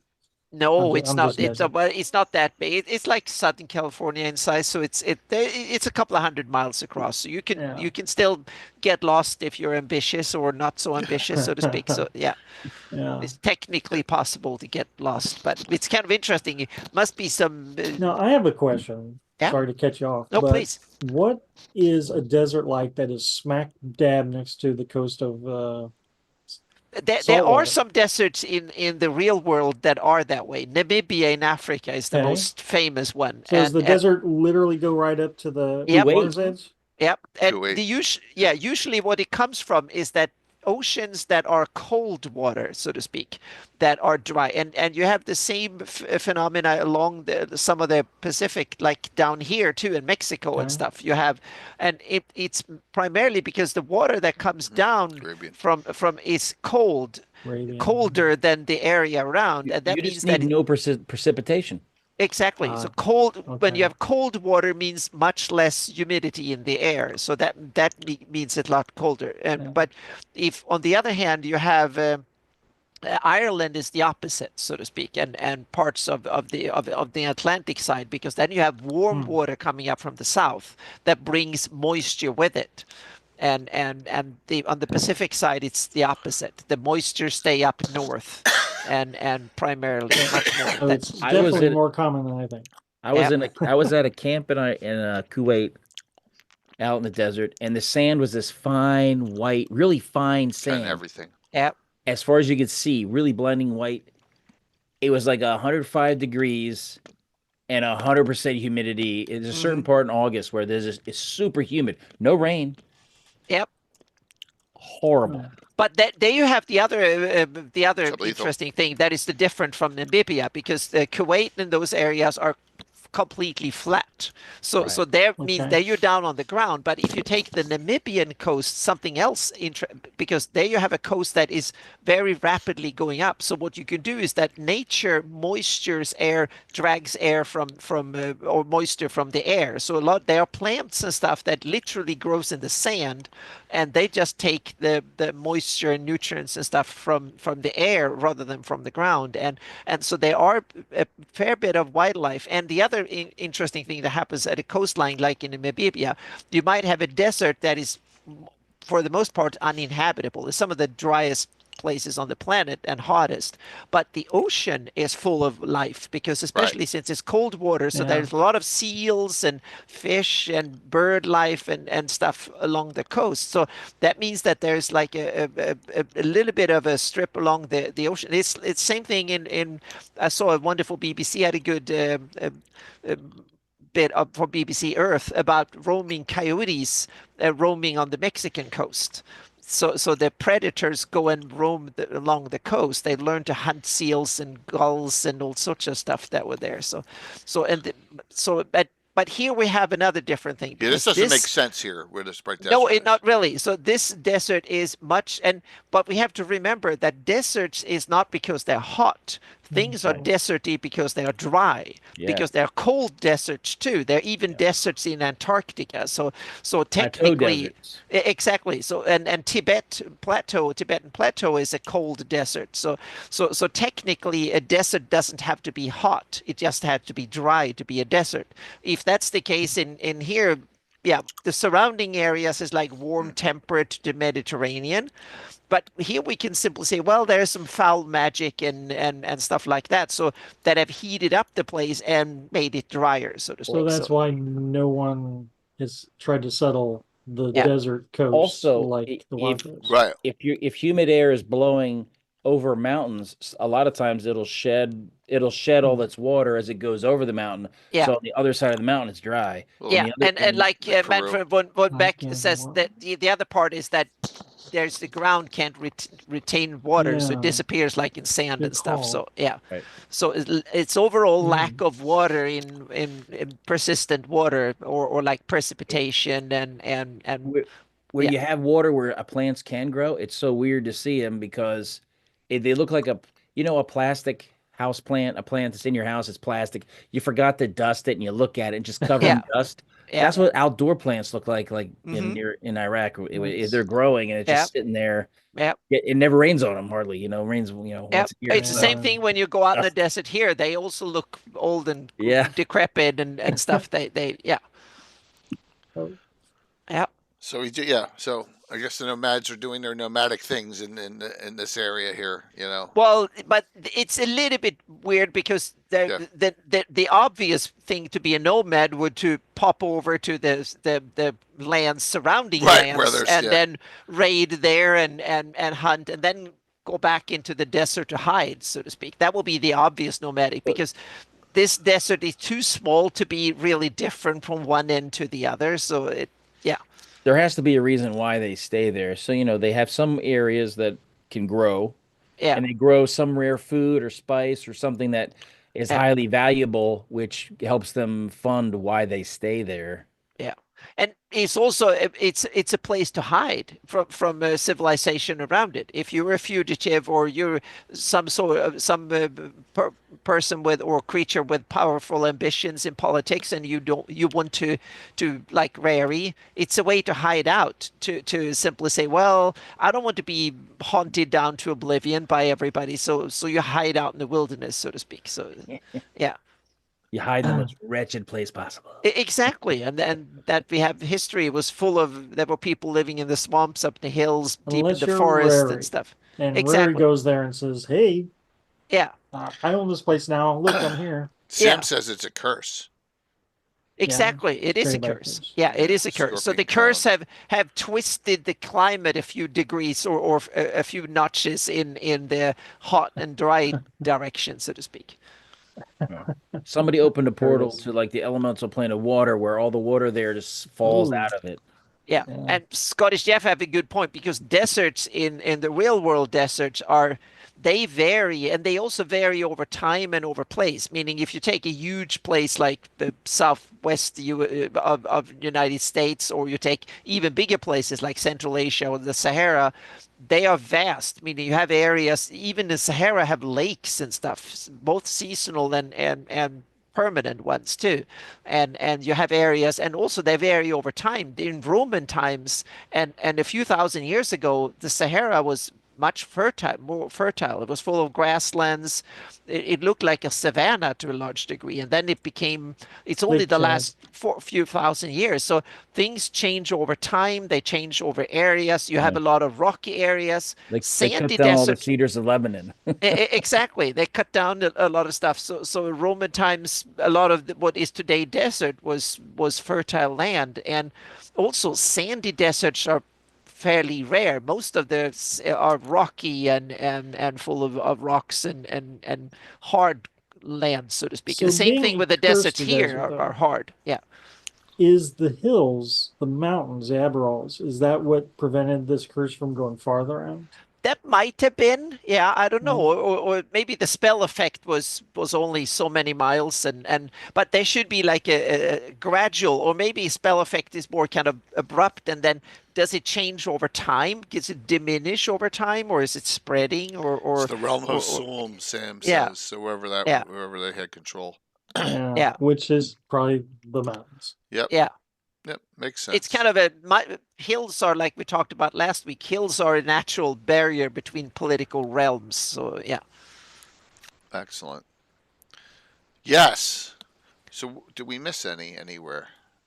Well, what about the jungles and all that? Do you talk about those? We haven't gone down there because No, yeah, Barbarian. We'll do that on a separate It's its time. own thing. Yeah, Yeah. That's good. It's just so humid and hot. I hate it. Yeah, we have to talk about the almonds and the tuve and stuff, Yeah, and see if we can get another story Carlos in itself. Mondragon on. We should get Carlos Mondragon on, and we should talk about Is he the big on the those? almonds. Oh, Lord he's Forth has a good comment. He says the Romans also salted the land, so maybe the curse yeah, salted the whole desert, whole area, Yeah. and everything died off. yeah, and that also happens with areas that were once more humid and full of grass and life, and when they dry out, you get Yeah, salt. right. Just Yeah, I like you know have Carlos salt pretty lakes and stuff here in the western United States, and Right. Actually, that's a problem in Iraq because the where they used to farm, the rivers flood, leaving silt, Mhm. and the water there naturally has a little bit more salt, well, a lot more salt content than Yep. normal.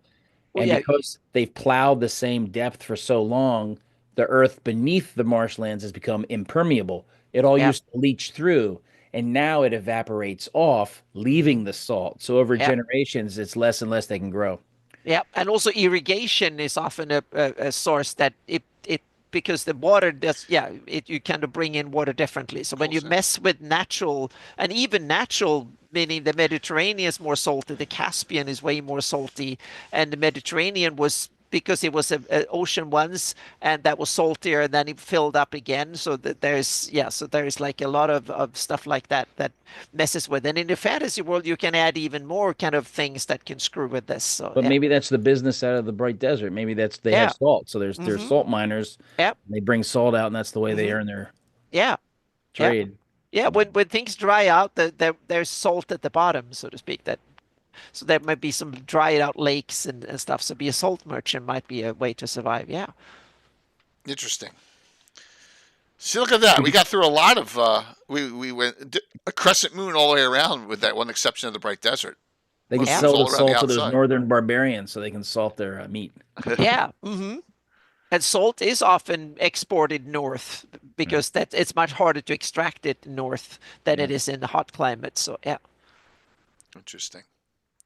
that's where the word salary comes from. It was paid Yeah. the compensation was literally paid in salt in some Right. areas, some senses. Yep. I did not know that.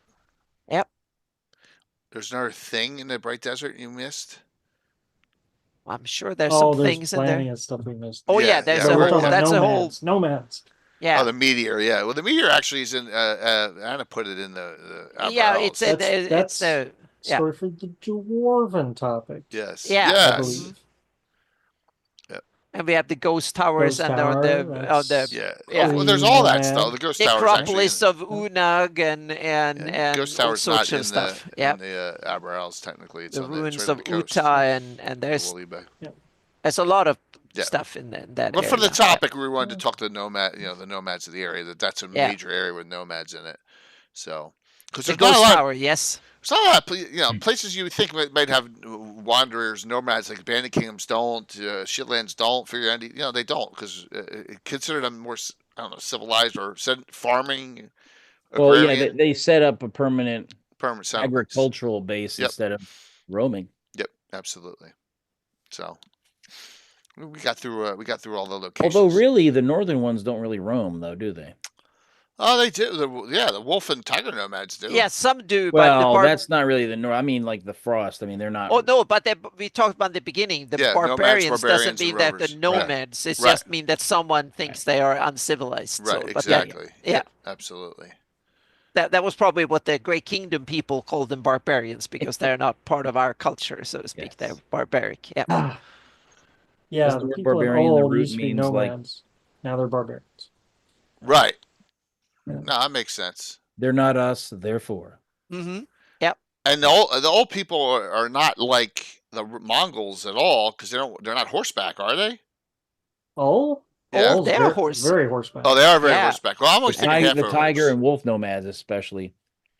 The northern weapons are composite bows, so they're using just like the Mongol archers. They are okay. All right. Yeah, southern the Rovers use short bows. All right. Yeah. It makes sense. Okay. If you live out the open plains, it makes sense to use an animal to ride on. That makes you much more versatile and covering the distance, so to speak. Any other questions from the audience? We went over a lot today. Yeah, they asked a lot of questions. Yeah, they did. Absolutely. It was a really, really great discussion when it comes to all that, and we appreciate it. So, anything else here? All right. So, what is going on, Anna? What are you up to? You're playing in one game for. Yeah, I need to make the character. I've been caught up in a bunch of stuff today. So yeah, making you make the character up. He's not giving you one. Yeah. No, I have to make it up. Oh, yep. Wow. I think I'm going to play maybe an elven fighter or we'll see. I will just a fighter. Yeah, we'll see. That's good. Cool. 11th level, so it's will be a little bit of it will be interesting. I haven't played 5th level characters that high. 5th edition, so, yeah, that's high.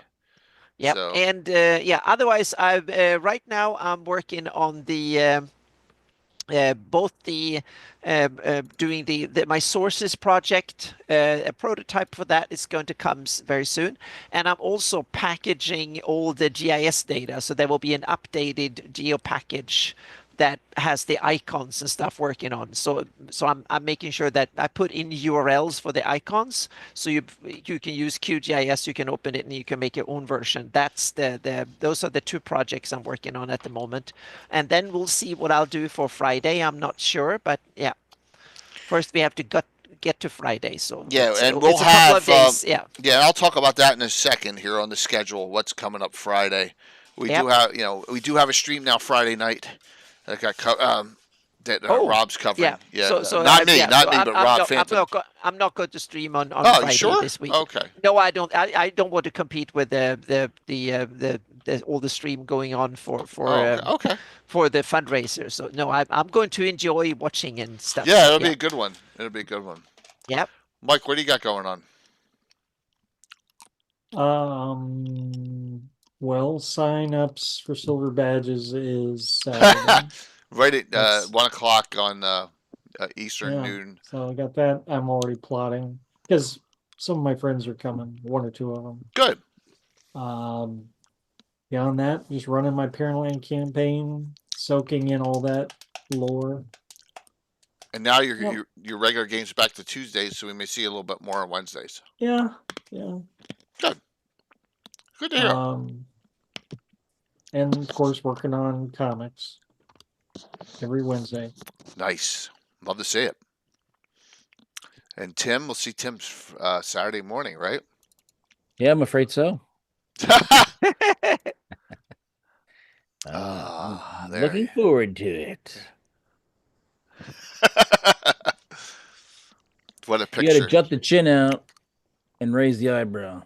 Open the eye. And wear the right. Oh, yeah, you have the right clothes on already. So there you go. There you go. Perfect. Brown. Yeah. Yeah. So, Prof, there are 4 ways to get in a Gazumba game at GaryCon. There is 1 seat open for the Thursday morning, Friday morning, and Saturday morning game to silver badges. But if you know when my Tower of Gygax game is, which I can't tell anyone, so you got to guess, that is open as well. So yes, the answer is yes. There's open seats still. So I didn't say anything, Curtis. Faystar, thank you for the follow. Did I say what time it was? There might be a way to reverse engineer his schedule, though. Just saying. Yeah. Yep. So, all right. Here's what's. Let's go over this. So, Thursday night. What if you can figure it out? What I'm going with this. If you don't, then you're not too smart. All right. It's gonna be hysterical. Because I went all out. So yes. I know what it is. Yeah. Yes, I went. Yes, so it's gonna be. Even though I cautioned him against it. Yeah, but why? I just don't care. Really, it's for charity, so it's for charity. Oh yes, Jay, you care. You care, Jay. You care. I care. So well, yes, yeah, but this is. You do. Yes, as you can see, there's this big tower and there's this ruins everywhere. I don't know what's going on here. We'll just have to find out. He's gonna have to find out. And there's this tree where things are hanging off of it. It's just bad. I don't know what's going on. So, yeah. What if Fritz is still alive? I don't know, Gary, if that's what it is. But you can infer whatever you want out of this scenario I'm doing on Thursday night. And then I linked the Return to Temple Elemental Evil cover on here. Probably is a big hint. Yes. So. I'm going to have some fun, and that's Thursday. All right, now, let me get Friday's schedule up. All right, Friday morning, Phantom at 9, Orc Skull at 10. Orc Skull's game is like 8 hours long, so it just runs, which is awesome. So Rob is either going to raid an Orc Skull or Troller Games. Chuck at Troller Games is 2 to 6, and then Rob Phantom's back at 6. That's Friday. So, I know, hey, Playmat, what's up? Yeah, he's got a long, Matt, he's running like 28 or 30 hours over this weekend. Now, he still may be on now. He may have just gotten off, but he's doing a good job. We're raising some money already, but we haven't even started yet. So, that's the schedule for Friday. Rob's got Coco and Cork, I know, in the Friday night game. He said that game filled up quick when we had to add him in afterwards, so that was great. And then Saturday's schedule, so let me knock this off and this off. And there's that. We'll get to that in a second. And Saturday's schedule is Tim at 8 a.m., right? And then we're going to raid into Marquee Gaming, their first time. So that's Rachel and Mark at noon. Okay? And then at 3, Darling comes on. And then at 6, I come on, and then around I'll raid into Folk and Myth when they're done. When I'm done, but Tim's is 8 o'clock Saturday morning on this channel with his Barbarian group. All right, that'll be a blast. The Underdogs. I'll be producing that, and then my Saturday night game, The Forgotten returns. Thank you, Gary Julian, for helping me with some ideas. We got legendary Eric Mona, Darling, Bones, Coco, Tony Winslow Brill, and Asher Lyer all in this game. This is the game Ed's in every year. He's not in it this year because he's a guest at Genghis Khan this weekend coming up. Just the way it fell. Or else Ed would be in the game. So we miss Ed this year. Yes, Eric Mona, Veneer Ford. This game leads into GaryCon, one of GaryCon's games. That's, of course, if they survive it. Because The Forgotten is returning. The Forgotten is published source. Who is? Whoever this Forgotten is I told you, is published source, and it's you'll be all like, oh my gosh, trust me, so obscure, but when you think about it, you're like, wow, that's a cool idea. Trust me on this. It'll be fun. Definitely. And then Sunday's schedule. Let me put Sundays up real quick. We got Rob again in the morning. Stronghold D&D at 2. And we'll be a little crossover with Guild Superior. And then the Gabbin wrap up. We're already well over 2,000. I think we're at 2,400. My bar only shows what's been donated through my link, right? But we had some nice donations on Sunday night. But I think we're 2,400 or 2,500 already. We haven't technically even started yet. And technically the start is tomorrow night for What If. So, all right, let's do the giveaways. And I'm just gonna GaryCon prep comes in, and all the other stuff comes after this weekend. I can't think beyond this weekend with everything that's going on. So if winner will get, and this is the new print on the upgraded on that, and the treasures. If you have these already, I'll sub them out like I always do. All right. So. Oh, nice. Yes, Jeff. I went. Yep, absolutely. It's going to be a fun one. I didn't want to go over all of them because we did on Sunday night, and I just, I wanted to not keep everyone too late here. But just note that it's going to be a very, very fun weekend. Enjoy it. Got some great DMs running. Got 2 new channels in. We got Orc Skull and Marquee in, and we got a lot of classic participants. So we're hoping to surpass the $26,200 we raised last year. And if we don't, and we raise $20,000, I mean, my gosh, that's still pretty good. But let's shoot for it. Every year we surpassed. So, all right, let's do the giveaway here. Exclamation point drawing. Last call if you want to get in. Oh, by the way, Marquis stopping their stream right in the middle so they can sign up for GaryCon games. I don't blame them because there's stuff they want to get in. So, by the way, the weekend after next, I'm looking to do a Bone Baddies game. We'll see if I have the right group and get the right people together and get back into some regular Saturday stuff. So yeah, they need to, Curtis. So Curtis, don't worry. When you're off and I don't see you, I'm going to tell everyone when my game is so they can sign up for my Tarot Gygax. I'm just kidding. Maybe not. Just trying to get a reaction. Okay, here we go. Entries are closed. It should have closed. Stupid Cloudbot. The winner tonight, Blue Joy. Congrats, Blue Joy. As long as Blue Joy's on the claim. Yeah, you are. Blue Joy, do you have these? Do you have either of these? The Gazetteer and Treasures. Let me know. If you... Yes, you did. You won. Congrats. 5th edition Gazetteer update and Treasures of GREYHAWK. Oh, you do have the... All right. Yeah, but now you're going to get a hard copy. Isn't it better to get a hard copy? Yeah? So... You have it in full hard copy now. Yeah, of course. So I'm going to send you those too. I think I have your address. All right, we're going to raid into a finale event right now. We're going to raid into Stronghold because it is a finale for a game series they're doing. All right. So we'll see you all. Anna, Mike, good to see you again, man. Yeah, it was great having you again, Mike. Yeah. Thanks for coming on, Tim.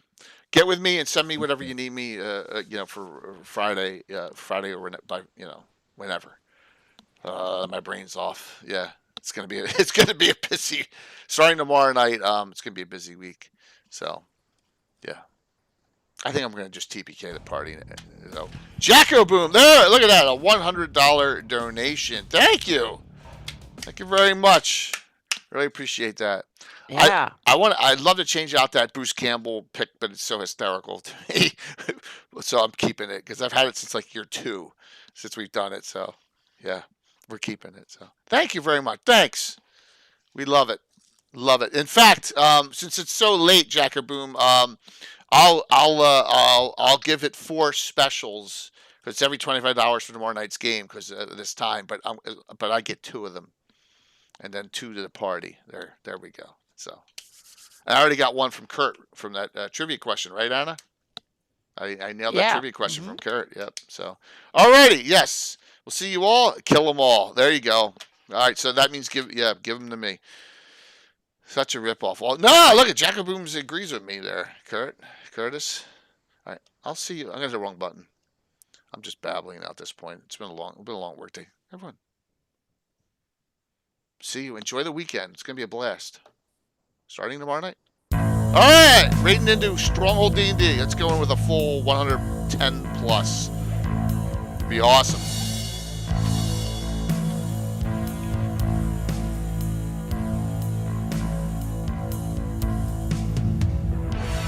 Sunday night, I think we had our largest raid ever. We raided in with 149. Actually, that's not the case. Did we raid in, Tim, when we were on the front page? I guess we did. I guess we didn't at that time, right? I don't know. Remember, because we had thousands. That was so awesome. Oh, the front page? Yeah, that front page during the 24-hour. Yeah, I don't remember that much. I was just going to say, you guys looked, when I checked in the morning, you didn't look like you were remembering much. Yeah, we were out. All 118. 5, 4, 3, 2, 1. Thank you. See you tomorrow night for the start of the stream. Fundraiser. But that was like hour 22 or something like that. Man, I popped in the morning, like 4 o'clock in the morning. I was whacked. Yeah. Crack is whack. That was awesome. I was doing my turn and then laying down on the floor to catch, a quick 30